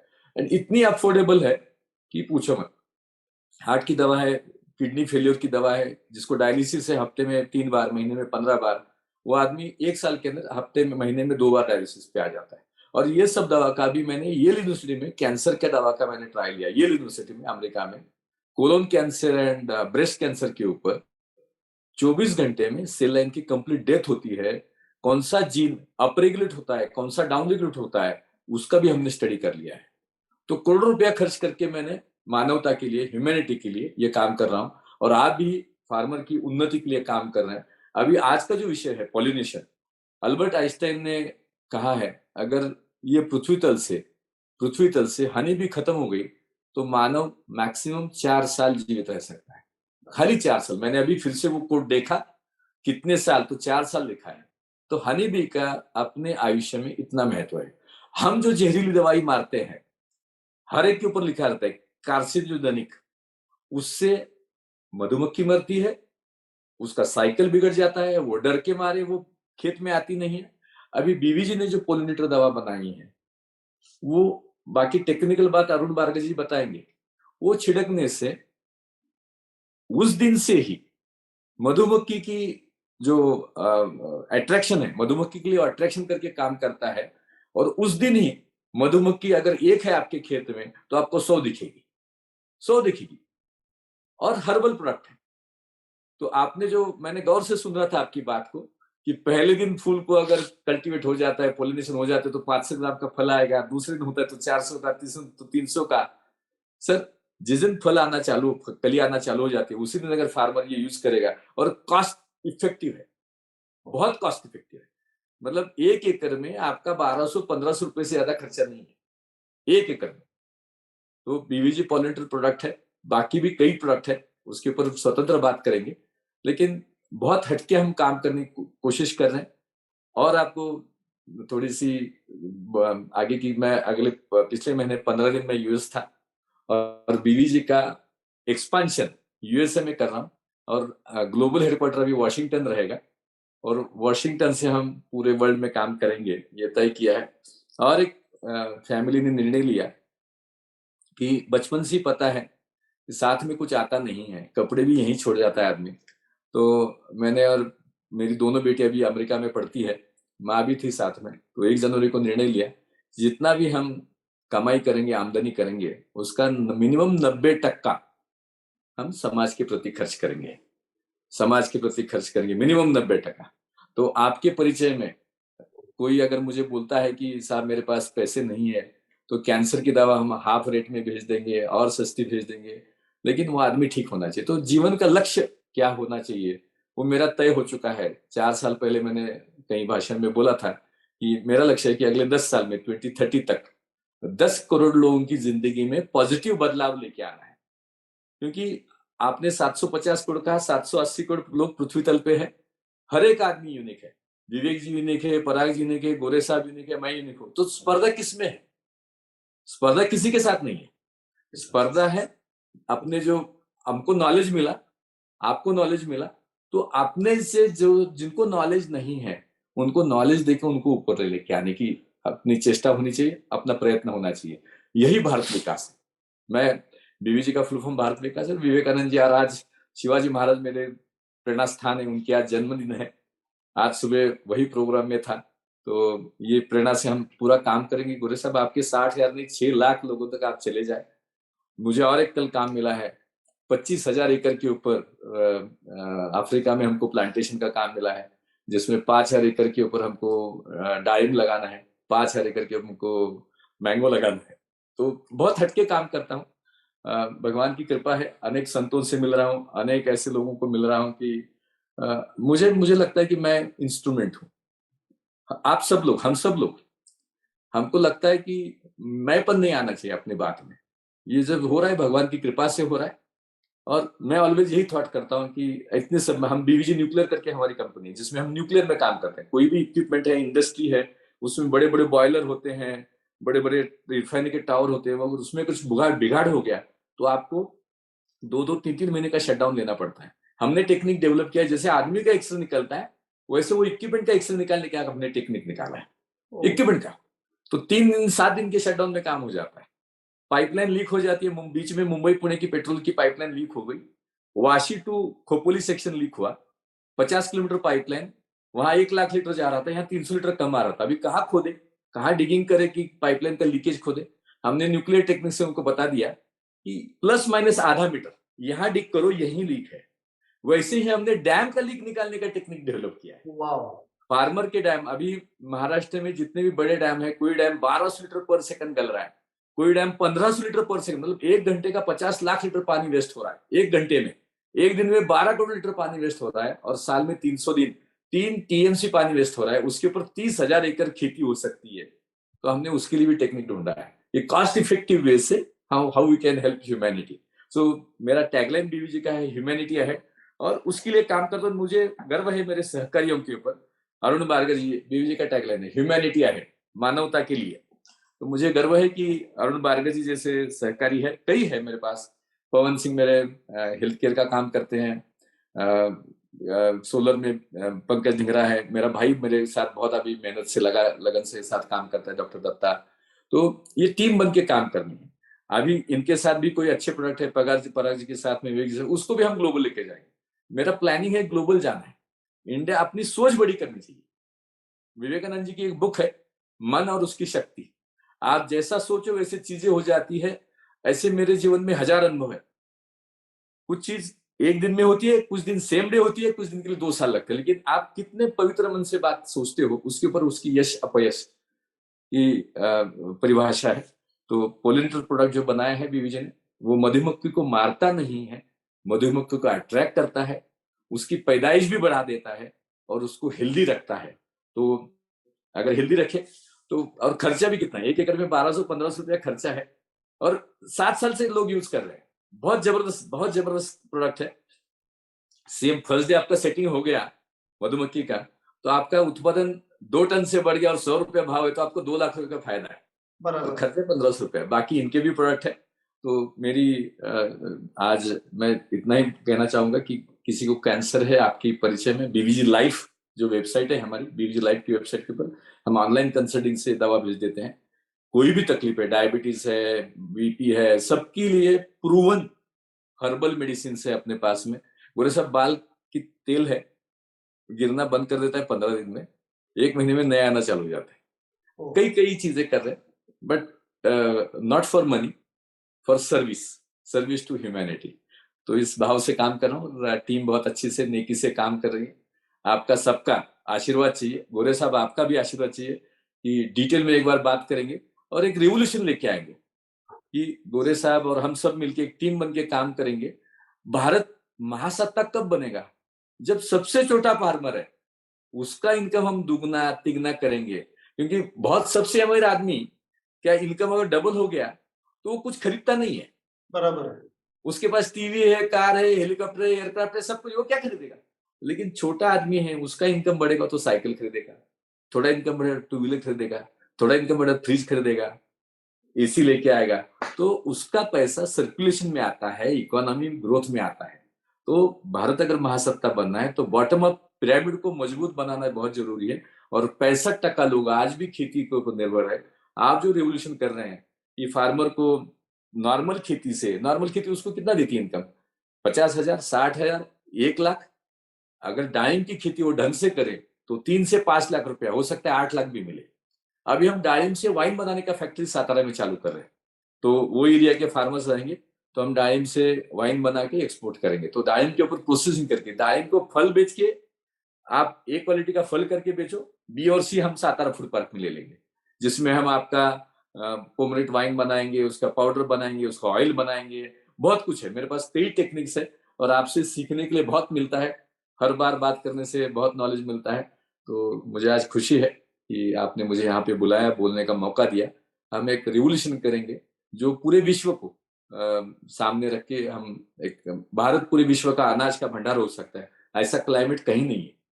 यूरोप, रशिया, अमेरिका, कनाडा एक सीजन ही चलता है, अपने सर 12 ही है। डाइम के भी 3 सीजन ले सकते हैं आप, और उसमें आपका मार्गदर्शन और हमारी जैसे टेक्नोलॉजी अगर प्रॉपर साथ में लेके हम काम करें, बाकियों के जो अच्छे हैं उनको साथ लेके काम करें, we can do revolution for farmers and that will help India to become. आदरणीय प्रधानमंत्री जी का जो सपना है भारत महासत्ता होना है, वो बहुत जल्दी साकार हो जाएगा। तो आपके ये प्रयास के लिए और आप सब टीम के लिए मेरी बहुत बहुत शुभकामनाएं। बहुत बहुत मुझे बोलने का मौका दिया, उसके लिए बहुत बहुत आभार। धन्यवाद। Thank you sir. और एक चीज मैं आपको बताना चाहता हूँ, अफ्रीका में अगर 25,000 एकड़ में अगर पोमोग्रेनेट का प्लांटेशन करना है तो 4 साल में आप फार्म डीएसएस ने एक प्लॉट वहीं पे डेवलप किया है, 30,000 प्लांट्स है उसके अंदर। और ये नैरोबी और मुंबासा के बिल्कुल सेंटर में आथी रिवर के बैंक पे है, तो वो क्लाइमेटिक कंडीशन उसके लिए बिल्कुल फेवरेबल है। इनफैक्ट कल ही वहां के टांजानिया के एग्रीकल्चर का बहुत बड़ा आदमी, 2 आदमी कल सुबह, आज रात को अभी बैठ रहे वहां से, कल सुबह पूना पहुंच रहे हैं। और उनके खुद के 6 7 स्टार 5 स्टार होटल्स हैं वहां पे टांजानिया में। टांजानिया के एम्बेसडर मेरे मित्र हैं, कई एम्बेसडर्स मेरे मित्र हैं पर्सनल लेवल पे, तो वो हेल्प कर रहे हैं। तो आपका भी वहां गाइडेंस लेके आगे लेके जाएंगे। यस, ठीक है। चलिए, तो अरुण भार्गव जी थोड़ा टेक्निकल बता दीजिए जो भी है। अरुण जी, सर आपका बहुत बहुत धन्यवाद, और आप हमेशा इंस्पायर करते हैं हमें। आज भी आपने इतने कम समय में एनर्जी भर दिया है। तो लाइफ का अरुण लक्ष्य, जी, जीवन का लक्ष्य पता होना चाहिए कि करना क्या है। बिल्कुल वो पोपट की मतलब पैरेट की आंख होती है ना, आंख का लक्ष्य होना चाहिए कि करना क्या है। वो अगर समझ में आए तो सब कुछ होता है। यस, और टीम अच्छी होनी चाहिए, जो मैं भगवान से प्रार्थना करता हूँ अरुण जी जैसे मुझे सहकारी मिले हैं और काम हो रहा है। धन्यवाद। अरुण जी, जस्ट पॉलिनेटर के बारे में आप बता दीजिए, और ये कैसे पॉलिनेशन करता है, कैसे बी को अट्रैक्ट करता है, और ये यूज करते समय क्या क्या प्रिकॉशंस लेना चाहिए, इसके साथ में क्या मिक्स करना चाहिए, क्या मिक्स नहीं करना चाहिए, केमिकल पेस्टिसाइड का अगर इस्तेमाल करना है तो ये पॉलिनेटर इस्तेमाल करने के बाद कितने दिन के बाद होना चाहिए, तो ये सब चीजें अभी आप किसानों के लिए बता दीजिए प्लीज। नमस्ते सारे पैनल्स को, मेरा सप्रेम नमस्कार। और मुझे मौका मिला है कि आपको थोड़ी सी टेक्नोलॉजी और प्रोडक्ट के बारे में आपको कुछ बताने का।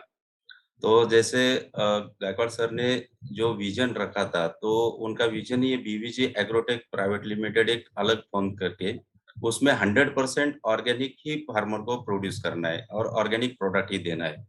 तो 2 साल से सर जैसे मैंने ज्वाइन हो गया तो बोले अरुण जी अपने को केमिकल के साथ कुछ करना नहीं है, तो कुछ अलग अलग प्रोडक्ट आप एग्रीकल्चर फील्ड से हो, और वैसे भी मैंने आपके साथ 2-3 साल काम भी किया है।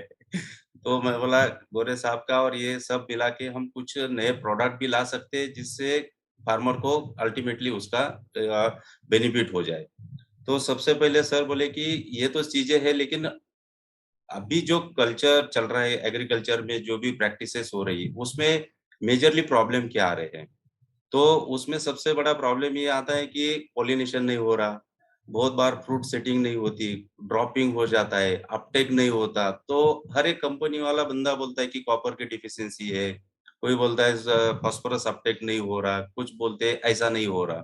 लेकिन जो केमिकल कंपनीज वाले हैं वो कभी ये नहीं सोचते कि हमारा जो बेनिफिशियल इंसेक्ट है वो ही नहीं बचा, उसके कारण ये सब कुछ हो रहा है। तो सर को मैंने बोला कि सर ऐसा कुछ प्रोडक्ट है क्या, कहीं आपके दोस्त है जो भी आप इतने वर्ल्ड लेवल पे आपके परिचय वाले लोग हैं, तो वो बोले कि हनी बी के लिए कुछ हो सकता है तो बताओ। तो सर बोले ठीक है। तो एक साइंटिस्ट से उन्होंने बात करवा दी और एक हर्बल प्रोडक्ट उन्होंने हमको रिकमेंड कर दिए। तो हम 2 साल से उसके ऊपर ट्रायल भी ले रहे और उसको कमर्शियली भी उसको हम सेल कर रहे हैं। तो उसमें ये पाया गया कि जो पॉलिनेटर है तो वो जब स्प्रे करते हैं तो हमारे प्रैक्टिस में एक्चुअली प्रोडक्ट का मोड ऑफ एक्शन और फार्मर की प्रैक्टिस इसमें बहुत बार डिफरेंस हो जाता है। जैसे आपने बोला कि पहले दिन जब फीमेल फ्लावर आ जाता है उसके टाइम पे अगर आप स्प्रे करते हैं तो बहुत बार फार्मर क्या करता है, डीलर के पास जाता है, बोलता है कि अभी मेरे को थोड़ा सा कली दिख रही है। तो वो पहले ये सोचता है कि मेरे को थ्रिप्स नहीं आना चाहिए, मेरे को मवा नहीं आना चाहिए, वो नहीं आना चाहिए, तो पहला ही स्प्रे वो इंसेक्टिसाइड का लेता है। तो वो सबसे पहला मतलब शॉकिंग वही हो जाता है। और जो भी फ्लावरिंग को अट्रैक्ट करने वाली हनी बी है या जो भी कुछ है वहीं पे वो मार देते हैं। तो सबसे पहले मेरे को फार्मर को ये रिक्वेस्ट है, जैसे ही फ्लावरिंग को आपके बर्ड्स दिखने चालू हो जाते हैं तो उसी टाइम पे अगर पॉलिनेटर स्प्रे करने के पहले 2 दिन मिनिमम आप कोई भी सिंथेटिक पायराथाइड हो, नियोनिकोटाइड ग्रुप हो, ये स्प्रे नहीं करना चाहिए। पॉलिनेटर स्प्रे करने के टाइम पे आपको सबसे इम्पोर्टेंट चीज है कि अपने पानी का जो पीएच होता है, ज्यादातर लोग तो फार्मर बोर का पानी इस्तेमाल करते हैं या रिवर का पानी इस्तेमाल करते हैं, तो उसका पीएच अल्टीमेटली हाई हो जाता है। और ये हर्बल प्रोडक्ट है, तो हर्बल प्रोडक्ट का ऑलरेडी पीएच ज्यादा है, तो अगर उसका पीएच, वाटर का पीएच, बहुत बार फार्मर क्या करते हैं, पहले पानी उसमें दवा डाल देते हैं और बाद में पीएच कंट्रोल करते हैं, वो गलत है। पहले पानी का पीएच न्यूट्रल करो, उसके पानी का पीएच 5.5 6.5 तक लेके आओ, उसके बाद आप पॉलिनेटर उसमें डाल दो, तो ऑटोमेटिकली उसका पीएच रिड्यूस हो जाएगा। और जब आप स्प्रे करेंगे तो उसके 2 दिन बाद आप कुछ भी पेस्टिसाइड हो, फंजीसाइड हो, कोई भी इस्तेमाल ना करो, क्योंकि क्या होता है कि इसका जो स्मेलिंग है तो हनी बी को अट्रैक्ट करता है। इसमें क्या है कि सारे जो भी फूड्स है, मतलब पोटैटो है, फिर कोकोनट ऑयल है, प्लाम है, मेज है, इसका जो एक्सट्रैक्ट ऑयल है वो ऑयल उसमें डाला है और उसमें एक स्पेसिफिक स्मेल है, उससे वो अट्रैक्ट हो जाती है। अगर आप स्प्रे करेंगे तो 24 आवर्स में, अभी जैसे इन्होंने बताया कि बॉक्स में हनी बी बाहर नहीं आती, तो वहां पे भी हमने वो ट्रायल लिए हैं, तो वो भी हमने देखा है कि बॉक्स के आसपास भी स्प्रे करने के बाद वो हनी बी नहीं आ रही। तो जब हमने फार्मर को पूछा कि यार ये मारने के बाद हनी बी क्यों नहीं आ रही, तो सर 2 दिन पहले क्लोरोसाइफर का स्प्रे किया था, सर 2 दिन पहले इमिडा का स्प्रे किया था। तो वो जो चीज है ना, फार्मर को थोड़ा पेशेंस रखना चाहिए कि ये स्प्रे के कारण हमारा लाखों रुपए का नुकसान हो रहा है, तो 2 दिन में ऐसा कोई इम्पैक्ट आने वाला नहीं है, क्योंकि फ्लावरिंग में थ्रिप्स आता है तो भी कुछ डैमेज नहीं करता तब तक, जब तक सेटिंग नहीं होता। तो सेटिंग पहले हो जाती है तो बेटर रहेगा। और जैसे भी ये स्प्रे करते हैं तो इसमें फंजीसाइड, इंसेक्टिसाइड कोई भी 2 दिन पहले 2 दिन बाद इस्तेमाल नहीं करना चाहिए। इसका जो डोज है ये 3 मिली पर लीटर ऑफ वाटर है। इसमें आप अगर पीएच नहीं कंट्रोल कर पा रहे हैं, आप साइट्रिक एसिड नहीं या कुछ नहीं है, तो आप एक नींबू ले लिए और उस पानी में ये कर दीजिए। और स्प्रे करते टाइम थोड़ा सा, बहुत बार ये होता है कि फार्मर को टाइम नहीं मिलता तो दोपहर में स्प्रे करते हैं, तो ज्यादा हीट में ये स्प्रे नहीं करना चाहिए। या तो 4 बजे के बाद करो या तो सुबह 12 बजे के पहले करो, तो आपको 100% इसके रिजल्ट दिखेंगे ही दिखेंगे।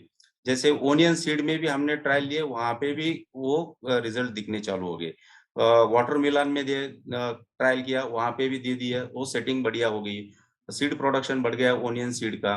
बाद में वाटरमेलन में सेटिंग हो गई, पोमोग्रेनेट में भी फ्लावरिंग के टाइम पे आप भी जो सही टेक्निक थी, मतलब फर्स्ट दिन, second day, third day, fourth day, fifth day, लेकिन फार्मर का ये हो जाता था कि वो वहां पे कंसंट्रेट नहीं करते, जब फ्लावर दिखता था उसके बाद मारते हैं, तो लास्ट में जाके तो मधुमक्खी दिखेगी, फिर भी वो ड्रॉपिंग होती है। तो जो सही टाइमिंग है वो आपने बताया कि फ्लावरिंग दिखते ही पहले ही इस्तेमाल करो। अगर जैसे पराग सर के पास है, विवेक सर के पास प्रोडक्ट है, अल्टरनेटिव अगर ये 2-3 दिन कंटिन्यू करेंगे तो 100% सेटिंग होने के chances. Thank you Arun ji, thank you so much, आपने डिटेल में पॉलिनेटर के बारे में बताया।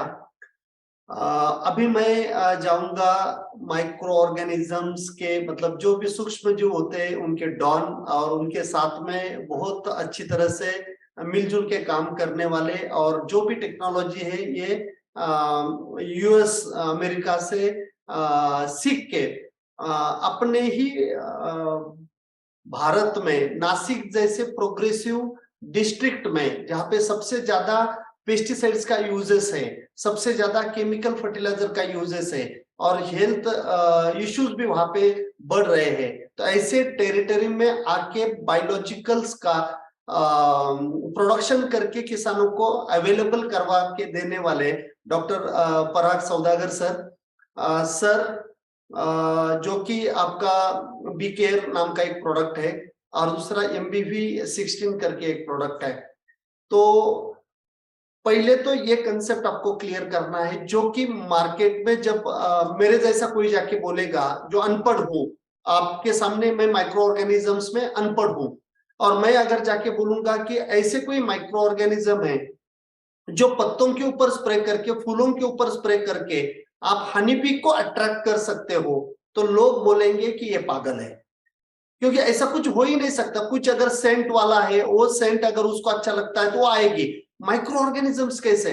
तो ये थोड़ा सा कंसेप्ट आपको करना है और दूसरा, जब भी क्लाइमेटिक कंडीशन बिवेरिया, वर्टिसिलियम, मेटारिज्म ये 3 फंगस के लिए फेवरेबल होती है, उस टाइम MBV16 ये जो प्रोडक्ट है वो प्रोडक्ट का इस्तेमाल कैसे करना है, पर्टिकुलरली फ्लावरिंग स्टेज में, ताकि केमिकल के स्प्रे वहीं पे कम हो जाए और मधुमक्खी का एक्टिविटी अच्छा रहे, पॉलिनेशन भी अच्छा रहे और बढ़िया क्वालिटी के फल या फल, क्योंकि सेटिंग नहीं होगी तो फल ही नहीं आएंगे, तो वो वहीं पे आना चाहिए। इसके बारे में हमारे किसानों के लिए आपको गाइडेंस करना है। और सब किसानों को मैं रिक्वेस्ट करता हूं, ये वेबिनार आपको कैसे लग रहा है ये चैट बॉक्स में लिखिए ना, एवरीवन करके सिलेक्ट करिए, ताकि ये जितने भी अपने इतने बड़े बड़े साइंटिस्ट और एंटरप्रेन्योर्स यहाँ पे हैं, उनको भी लगना चाहिए कि जो भी मैं बात कर रहा हूँ कि इनके लिए अच्छा है। तो आप चैट बॉक्स में लिखिए, और आपको ये भी करना है, जो भी अपना ग्रुप है, व्हाट्सएप के ग्रुप में आप हो, तो वो ग्रुप में डालिए कि कितना इंपॉर्टेंट इंफॉर्मेशन आपको यहीं पे मिला है, जो कि इतने सारे बड़े बड़े लोग एक ही प्लेटफॉर्म के ऊपर आके बात कर रहे हैं। तो पराग जी, मैं आपको रिक्वेस्ट कर रहा हूं कि हमारे किसानों के लिए आप मार्गदर्शन करिए। थैंक यू गोरे साहब। हनुमान जी काफ़ी मोटिवेशनल है, और हम जैसे स्टार्टअप जो कंपनीज है उनके लिए आपका जो जर्नी है वो काफ़ी इंस्पिरेशनल है। वैसे ही मिलिंद सर है, अरुण जी है, काफ़ी इनसे अभी मुझे ये 2-3 वेबिनार के मतलब ये वेबिनार के पहले इसमें सीखने को मिला है काफ़ी चीज़ें। तो जस्ट एक एसके बायोबिस के बारे में मैं थोड़ा सा बता देता हूँ। एसके बायोबिस बेसिकली अगर आप टैगलाइन हमारा देखेंगे तो pioneering microbial solutions for nurturing nature. तो हम लोग बेसिकली सिर्फ प्रोबायोटिक्स में काम करते हैं मेजरली, और प्रोबायोटिक्स ह्यूमन हेल्थ के लिए, प्रोबायोटिक्स एनिमल हेल्थ के लिए, और प्रोबायोटिक्स एग्रीकल्चर के लिए। सो ये जो वेबिनार का टॉपिक है ये मेरे लिए काफ़ी करीबी है, क्योंकि इसमें एक एग्रीकल्चर से रिलेटेड ही है और एनिमल हेल्थ केयर से भी रिलेटेड टॉपिक है जो मधुमक्खी है। बेसिकली ये जो प्रोडक्ट हम लोगों ने स्टार्ट किया, जो बी केयर, ये जो प्रोडक्ट है ये काफ़ी एक्चुअली 2019 से हम लोग इसके ऊपर काम कर रहे हैं। एक बेसिक आइडिया था कि फीमेल फ्लावर है, मेल फ्लावर है, एंथर्स जो मेल फ्लावर में रहता है वहाँ से पोलन बनता है, फीमेल फ्लावर स्टिग्मा के तरफ मधुमक्खियाँ लेके जाती है उसे, और इसके इसी चक्कर में पॉलिनेशन हो जाता है। बट ये सारा जो खेल है, ये जो मधुमक्खियाँ कर रही है, ये काफ़ी इम्पोर्टेंट है। ये इम्पोर्टेंट इसलिए है कि पूरी दुनिया का 1/3 जो फूड आज बन रहा है वो मधुमक्खियों के कारण बन रहा है।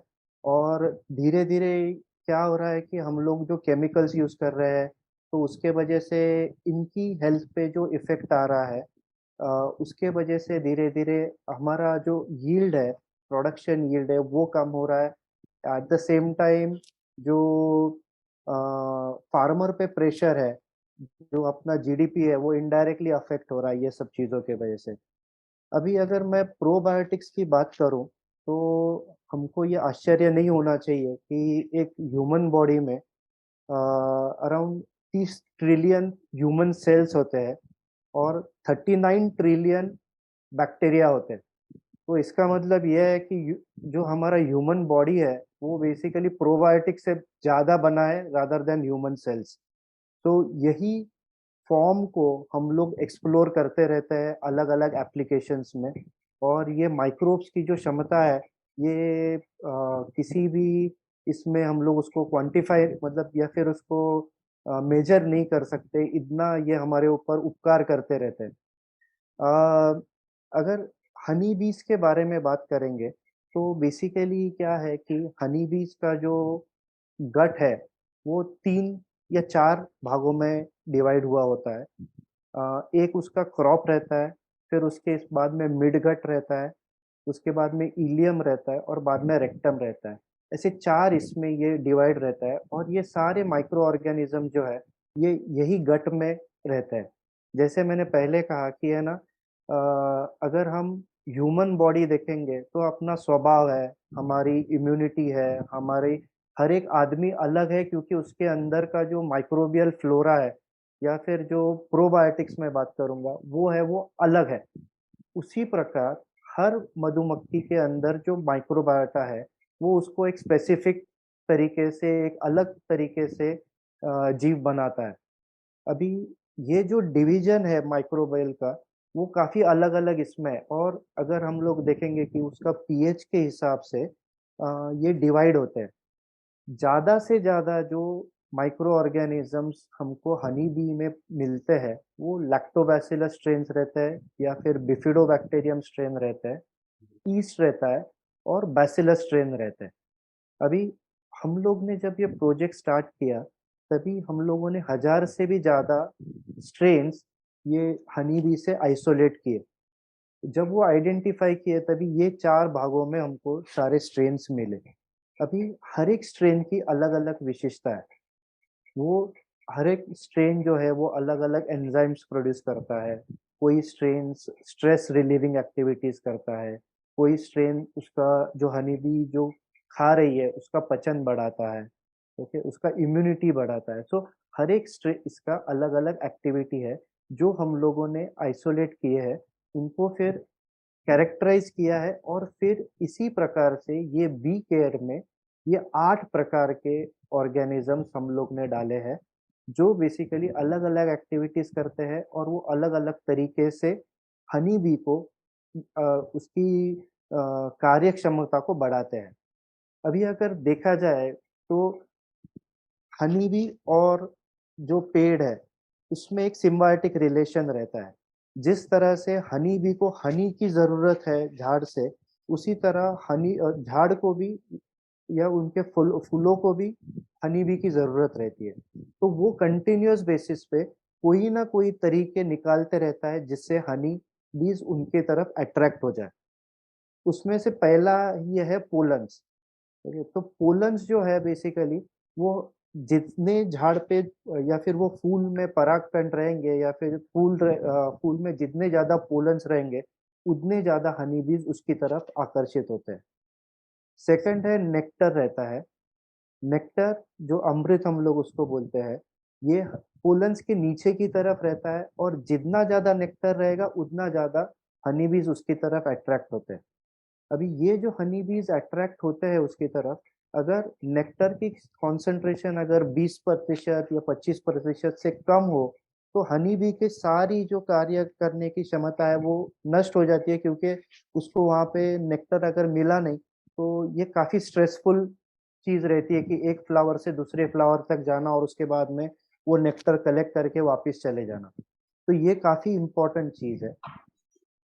कुछ ऑयल्स रहते हैं। अभी अ, अगर हम लोग कंसिडर करेंगे रेगिस्तान की तरफ तो वहाँ पे नेक्टर ज्यादा बनता नहीं है, तो वहाँ पे ऑयल्स जो रहते हैं झाड़ सिक्रीट करते हैं या बनाते हैं। जैसे अभी बीवी जी के सर ने भी कहा कि बेसिकली ऑयल्स कुछ आते हैं जो अट्रैक्ट करते हैं बेसिकली इसको। तो वो एक ये रहता है। फिर ऑर्डर एंड परफ्यूम्स करके एक भाग रहता है। बहुत सारी चीजों में क्या होता है कि है ना, एक हनी बीज जो रहती है वो यूवी रेडिएशन की तरफ से अट्रैक्ट होती रहती है, जो हमको आंखों से नहीं दिखता है, बट हनी बीज को वो यूवी रेडिएशंस अट्रैक्ट करते हैं, उसके वजह से वो अट्रैक्ट होती है। कलर है। अभी हनी बीज अगर हम कंसिडर करेंगे तो वो ट्राइक्रोमेटिक हम लोग बोलते हैं, जो 3 प्रकार की वेवलेंस दिखते हैं। तो मतलब जो एक यूवी रहेगा या ब्लू रहेगा या फिर ग्रीन रहेगा। तो ये यूवी जो है उसको इंसेक्ट ब्लू करके हम लोग बोलते हैं, इंसेक्ट ग्रीन और इंसेक्ट रेड। इसीलिए हम लोग बोलते हैं कि जितना ज्यादा कलर रहेगा उतनी उसकी तरफ हम हनी बीज अट्रैक्ट होती रहती है। अभी ये सब चीजों में माइक्रोब्स का क्या रोल है? तो बेसिकली माइक्रोब्स यही सब चीजों को बढ़ाते रहता है। अभी पोलन्स है फॉर एग्जाम्पल, तो पोलन्स जो है वो बेसिकली एक प्रोटीन है, और वही प्रोटीन हनी बी को अट्रैक्ट करता है ताकि वो जब पोलन्स कलेक्ट करके उसके हाइव में जाता है तो ये जो पोलन्स है उसके बच्चों के लिए ये फूड रहता है। तो एक प्रकार से पोलन कॉन्सेंट्रेशन इंक्रीज करने का कुछ माइक्रोब्स काम करते हैं।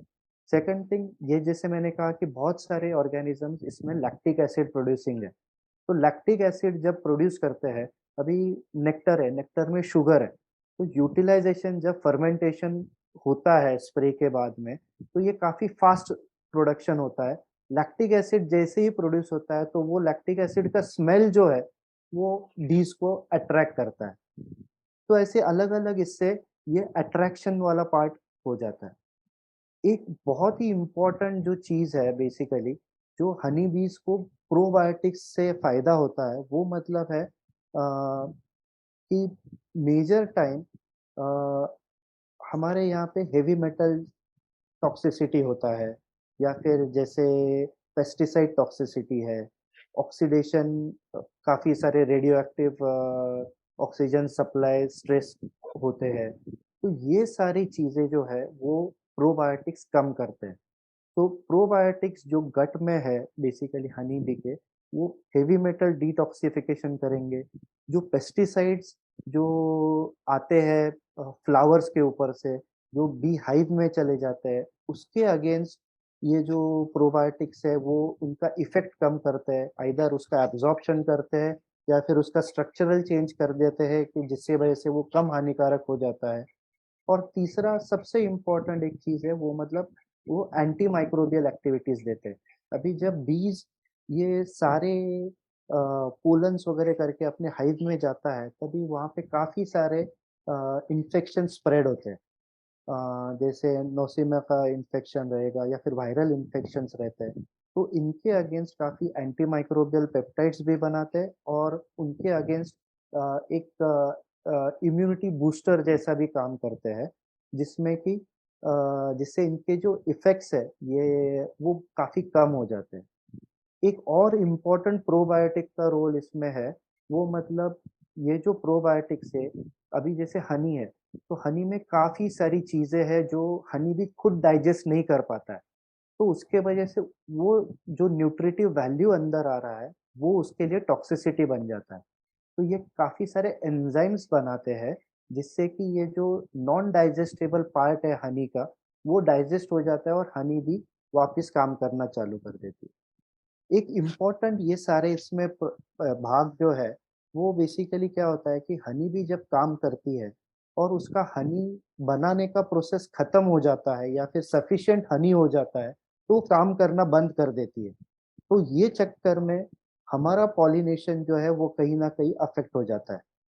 तो इसके लिए ये जो प्रोबायोटिक्स है, ये क्या करते हैं, तो डाइजेशन बढ़ाने के साथ में इसकी भूख भी बढ़ाते हैं। सो वो कभी थकती नहीं है, and then it keeps on moving in the field. तो उसके वजह से क्या है कि ना वो उसका काम चालू रहता है, हनी का प्रोडक्शन भी बढ़ता है, at the same time pollination का भी प्रोसेस कंटिन्यूअस बेसिस पे चालू रहता है। तो ये सारे प्रोडक्ट्स के हिसाब से ये बी केयर करके जो हम लोगों ने प्रोडक्ट बनाया है, ये बेसिकली हम लोग प्रमोट करते हैं पॉलिनेशन के टाइम पे। इसका जो यूज है, इसमें टोटल जो काउंट है वो पूरा 2 बिलियन CFU पर ग्राम का है। जैसे मैंने कहा 8 प्रोबायोटिक स्ट्रेन इसमें है। ये जो प्रोबायोटिक है ये सारे आपको सपोर्ट करेंगे पेस्टिसाइड डिटॉक्सिफिकेशन में, इम्यूनिटी बढ़ाने में, ओवरऑल हेल्थ बढ़ाने में और इसकी कार्य क्षमता बढ़ाने में। बी केयर ये पूरी तरह से नॉन जेनेटिकली मॉडिफाइड है। ये आप सेफ है, अगर जो यूज कर रहा है उसके भी अगर मुंह में जाता है या इसमें सिस्टम में जाता है, तो इससे कोई हानि नहीं है। इनफैक्ट ये सारे ह्यूमन प्रोबायोटिक्स में भी काउंट होता है बहुत सारे। अभी जब हम लोग ये बी हाइव पे डालते हैं, तो ये अल्टीमेटली हनी में चले जाते हैं, और ये हनी मतलब जो इंट्रिंसिक उसके प्रोबायोटिक्स के उसके साथ में और प्रोबायोटिक इफेक्ट इसका अच्छी तरह से बढ़ाते हैं।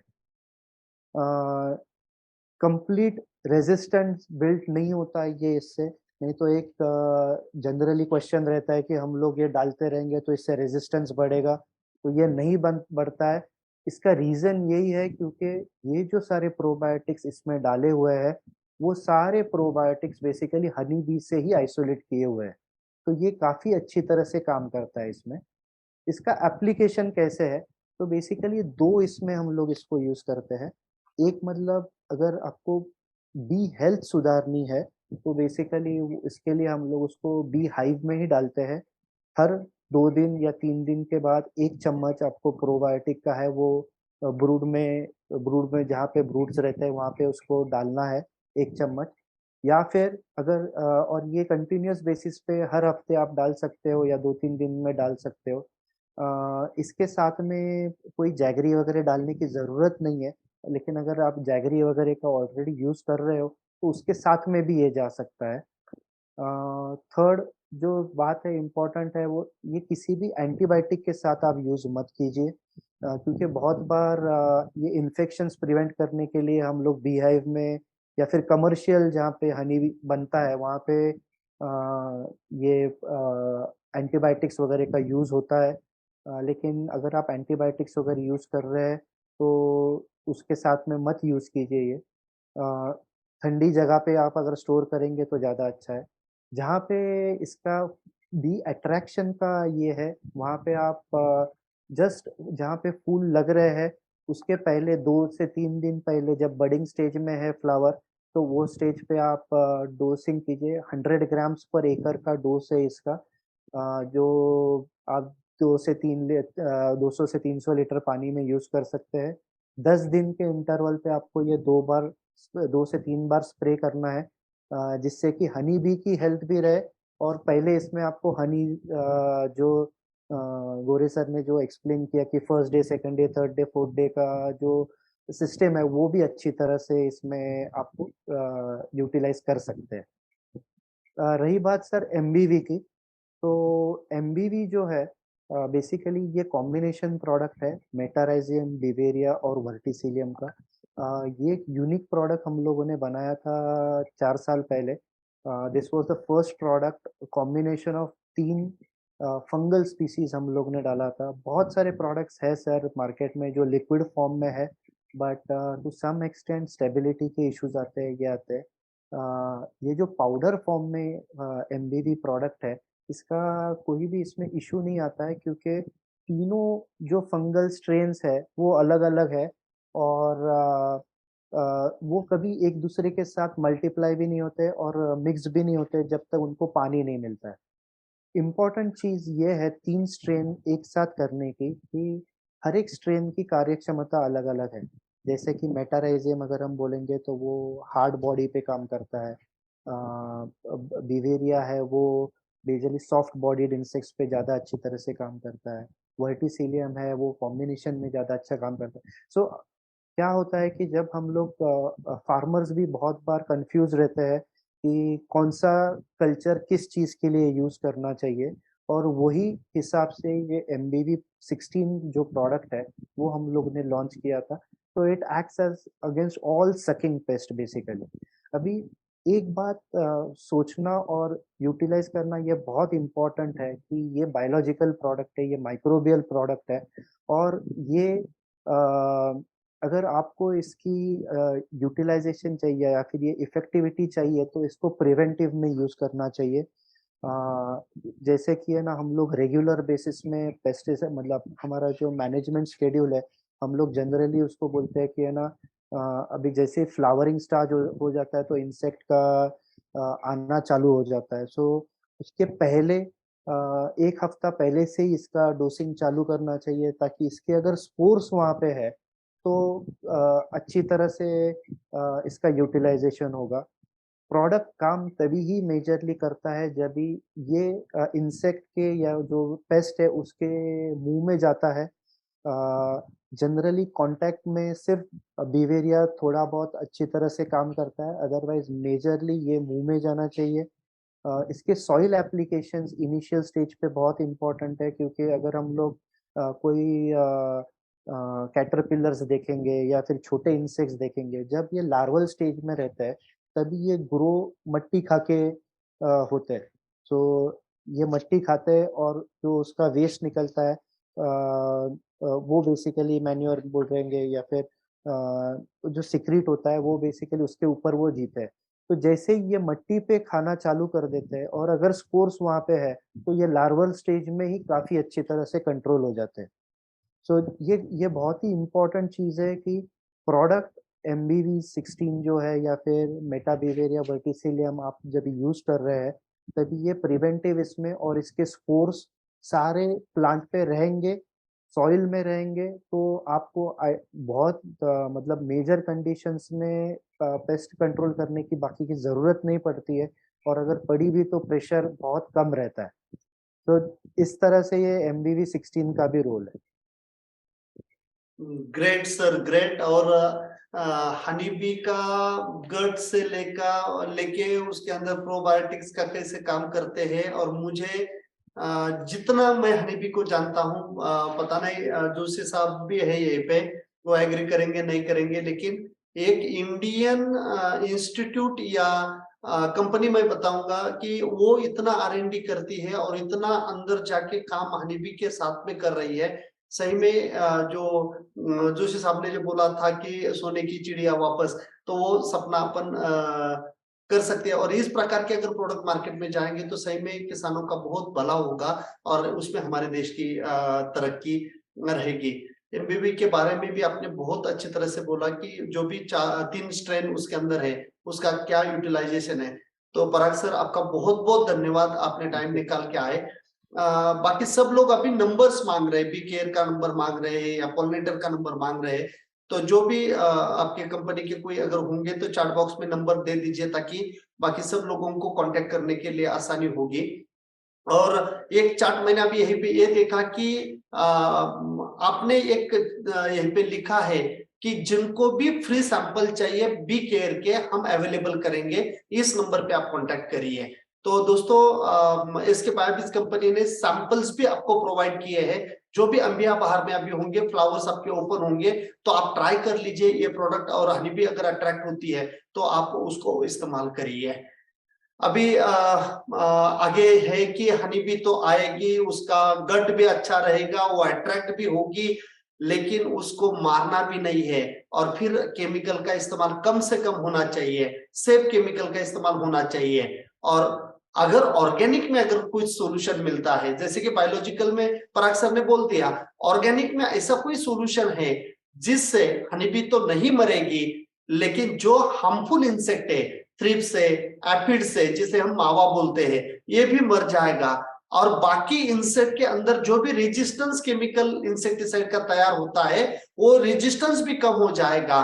एंटीफिडेंट प्रॉपर्टी, रिपेलेंट प्रॉपर्टी और IGR, जिसे इंसेक्ट ग्रोथ रेगुलेटर बोलते हैं, कि उसके स्टमक में जब वो जाएगा, अगर वो बहुत बड़ा इंसेक्ट मरेगा नहीं, लेकिन उसका नेक्स्ट प्रोजेनी भी वापस जिंदा नहीं रहेगा या वो अच्छा जन्म नहीं लेगा।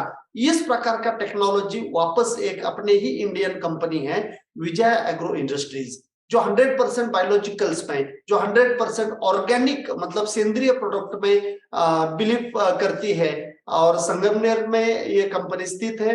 और इस कंपनी के संस्थापक मिस्टर विवेक रोखले साहब आज इस वेबिनार में हमें मार्गदर्शन करेंगे। और विजय जी ने एक खोज करके एक कॉम्बिनेशन सकिंग पेस्ट के लिए, और पर्टिकुलरली सिर्फ फ्लावरिंग स्टेज में नहीं बोलूंगा मैं, सिर्फ अनार में नहीं बोलूंगा मैं, जो भी क्रॉप आपका होगा उसमें अगर सकिंग पेस्ट का अगर आपको दिक्कत है तो आपको ये प्रोडक्ट बहुत अच्छा रहेगा, जिसका नाम है कॉम्बो 300। इस प्रोडक्ट के बारे में अभी विवेक जी बताएंगे और फिर आगे की बात हम करेंगे। विवेक जी, आपका बहुत बहुत आभार कि आपने टाइम निकाल के इस वेबिनार में आए, हम आपको वेलकम करते हैं। और अभी हमारे किसानों को आप मार्गदर्शन करिए please. Thank you farm DSS, thank you Gore sir. Actually ये मधुमक्खी का सेमिनार है और उसमें मुझे बोलने का चांस मिल रहा है, तो मेरे लिए ये सौभाग्य का काम है, क्योंकि मैं तो हनी बी के लिए सिर्फ इंसेक्टिसाइड, हर्बल इंसेक्टिसाइड तो बनाता ही हूँ, लेकिन मेरा जो इंडस्ट्री है उसका कल्चर भी है, तो वो जो हनी बी की लाइफस्टाइल है उससे मिलता जुलता है। थोड़ा सा एक्सप्लेन करता हूँ कि जैसे हनी बी अपनी फैमिली के लिए शहद इकट्ठा करती है और वो अपने फैमिली के लिए वो प्रोवाइड करती है, उसके साथ में वो हमारे किसानों को फ्रूट्स अवेलेबल कर देता है, उसका फसल अवेलेबल कर देता है, और हम जैसे लोगों को खाना मिलता है। ये तो आपने शुरू में ही बताया। तो उसी तरह हम हमारी ऑर्गेनाइजेशन चला रहे हैं, तो हमारे ऑर्गेनाइजेशन में हम लोग हमारा स्वार्थ देखते हैं कि हमको उस ऑर्गेनाइजेशन से प्रॉफिट मिलना चाहिए, हमारा जो एम्प्लॉई है, हमारा जो कलीग्स है, उसको लगता है कि मुझे सैलरी मिलना चाहिए, मुझे इंसेंटिव मिलना चाहिए। हमारे जो डीलर बंधु है उनको भी लगता है कि हम इससे हमको प्रॉफिट मिलना चाहिए ताकि हम हमारा शॉप का काम बढ़ जाए। और जो किसान भाई है वो हमारा ये प्रोडक्ट यूज करते हैं क्योंकि उनका स्वार्थ ये है कि यहाँ पे कॉस्ट कम है, उसको स्प्रे करते के टाइम पे तकलीफ कम हो जाती है। इसीलिए ये सब स्वार्थ के पीछे सब अपन ये सब काम करते हैं। लेकिन हनीबी का आप देखोगे, हनीबी अभी गायकवाड़ सर ने भी बताया कि हनीबी अगर नहीं है तो हम लोग हमको अनाज खाना नहीं मिलेगा। तो हम भी उसी तरह हम ये हनीबी को सेव करके हम हमारी ऑर्गेनाइजेशन भी ऐसे काम कर रही है कि हम रेसिड्यू फ्री वेजिटेबल्स और फ्रूट्स आप लोगों को और इस समाज को स्वस्थ बनाने के लिए दे रहे हैं। और एक रेसिड्यू फ्री मतलब ये हनीबी की लाइफस्टाइल से मुझे मेरे ऑर्गेनाइजेशन का जो पर्पस होता है, जो कंपनी का वाय होता है, वो कंपनी का वाय मुझे ये हनीबी की लाइफस्टाइल से मिला है और वो है डेडिकेटेड टू रेसिड्यू फ्री। हम जो भी बनाएंगे वो रेसिड्यू फ्री बनाएंगे जिससे हमारे जो खाने वाले लोग हैं, हमारा जो लोग हैं, उनको ये रेसिड्यू फ्री खाना मिले। और उसमें भी मैंने ये अभी जो नीम का प्रोडक्शन किया तो उसके पीछे भी एक लॉजिक है, क्योंकि ये जो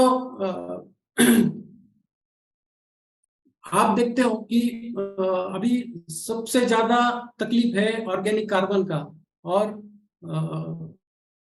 बायोलॉजिकल पेस्टिसाइड का, जो हमें दे सकता है सॉल्यूशन कि हमारे जो मित्र कीटक है उनको वो सेफ कर सकते हैं। तो जब मैं एग्रीकल्चर डिपार्टमेंट में था तो बहुत सारे टॉप ऑफिशियल्स रहेंगे या जोशी सर जैसे साइंटिस्ट लोग हैं, वो सबको यही प्रश्न था कि ये ऑर्गेनिक कार्बन के बारे में हम विचार करें और ये ऑर्गेनिक कार्बन कैसे बढ़ना चाहिए। तो मैंने ये नीम पेस्टिसाइड और नीम फर्टिलाइजर का ये बिजनेस उसी पर्पज से स्टार्ट किया था।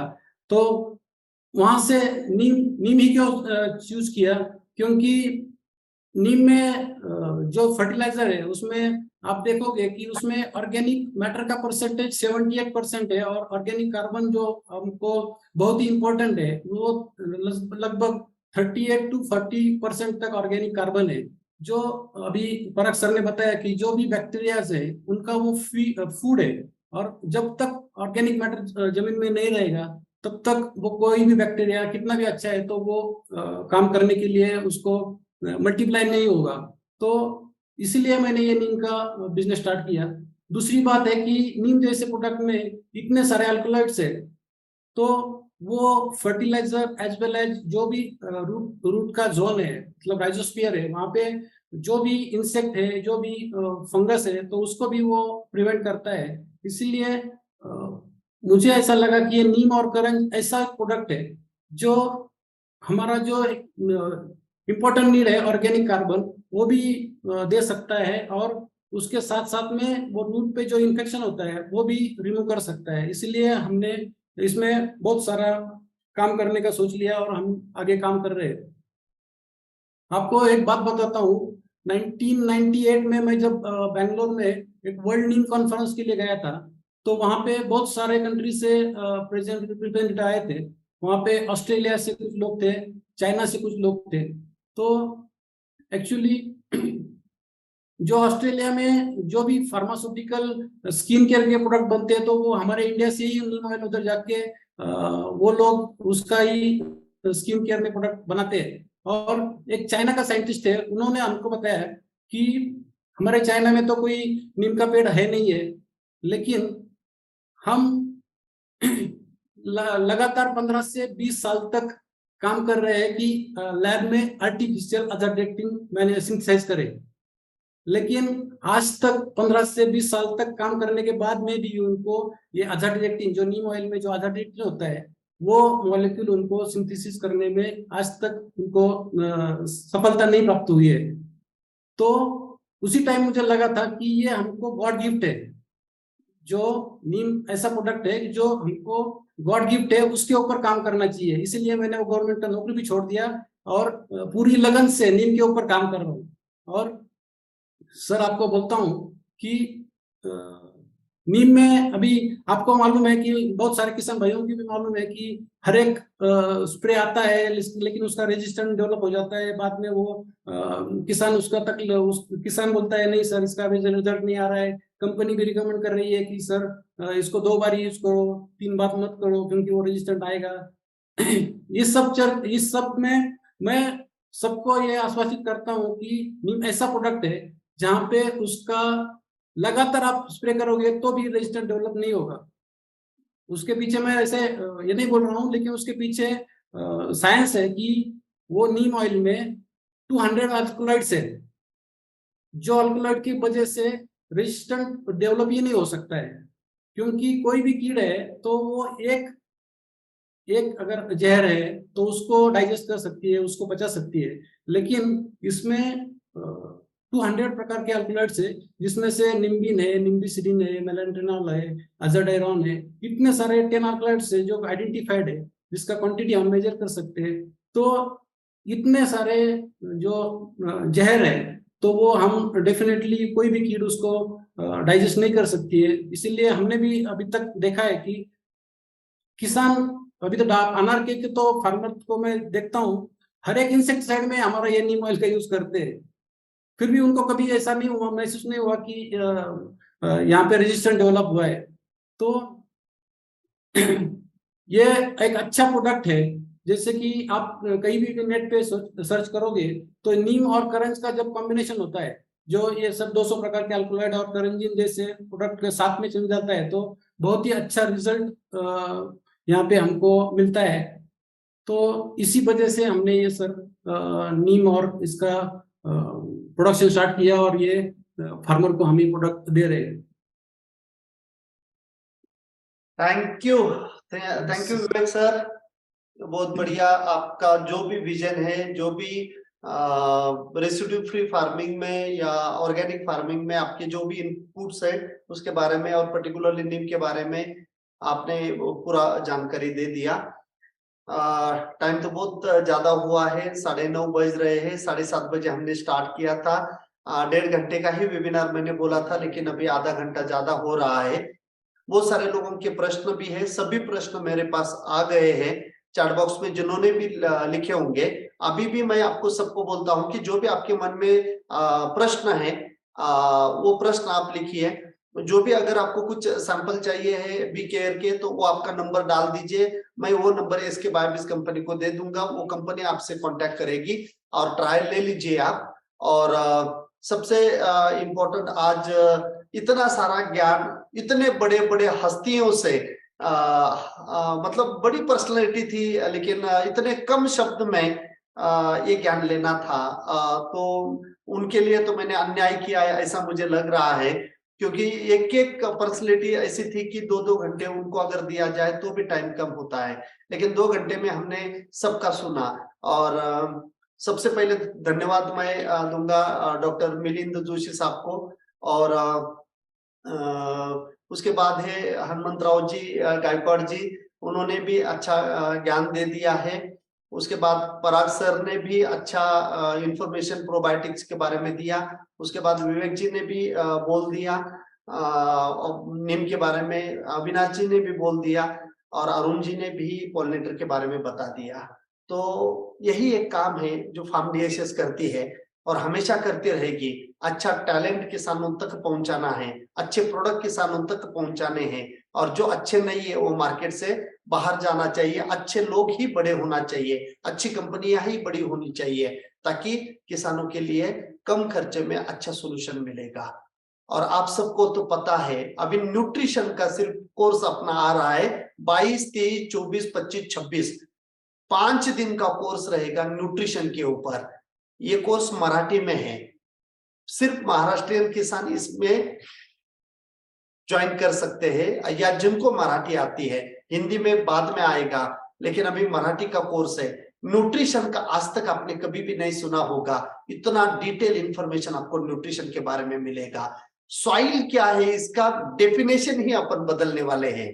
एक वो मीडिया नहीं है, ये माँ है अपनी, और ये माँ के आंख में कभी भी आंसू नहीं आना चाहिए। उसको मारने की बात नहीं कर रहा हूं मैं, उसके आंख में आंसू नहीं आना चाहिए। ऐसा बर्ताव अगर हम किसान करेंगे तो डेफिनेटली हम जिंदा रहेंगे, हमें अच्छा हेल्थ मिलेगा, वापस 100 साल का एज हमें मिलेगा, आईवीएफ सेंटर बंद हो जाएंगे, कोई डायबिटीज कैंसर नहीं रहेगा, और वापस 100 किलो की बोरी उठाने वाले अपनी नेक्स्ट जनरेशन आएगी। ऐसा काम करना है तो सॉइल के ऊपर ही करना है। इसलिए ये टोटल न्यूट्रिशन के ऊपर, सॉइल हेल्थ के ऊपर ये जो पूरा का पूरा कोर्स है ये मैंने डिजाइन किया है। इसमें आपको आना है, 5 दिन का ये कोर्स रहेगा। तो जो भी अभी पोल आया हुआ है उसके अंदर आप डालिए, मेरी टीम आपको कांटेक्ट करेगी। वापस एक बार, टाइम ज्यादा हुआ है इसीलिए सबका बहुत बहुत धन्यवाद मैं देना चाहता हूं कि आप आए, किसानों के लिए बोले, और जब भी आपकी जरूरत हमें पड़ेगी एज अ स्पीकर हम आपको इनवाइट करेंगे। आप टाइम निकालते रहिए और हमारे किसानों के लिए गाइड करिए। सबका अन्नदाता वही है, सबको खिलाता वही है, अच्छा खिलाने के लिए आपकी मदद हमें चाहिए। सब लोगों का बहुत बहुत धन्यवाद। जो भी आपके क्वेश्चन है चैट बॉक्स में डालिए, उसको कैसे आंसर करना है ये मेरी टीम आपको बताएगी। तो सबका बहुत बहुत धन्यवाद वंस अगेन, और सबको शिव जयंती की बहुत बहुत शुभकामनाएं। मैं भूल गया, पहले करना चाहिए था, लेकिन सबको शिव जयंती की बहुत बहुत शुभकामनाएं। और thank you so much, good night, शुभ रात्रि, थैंक यू।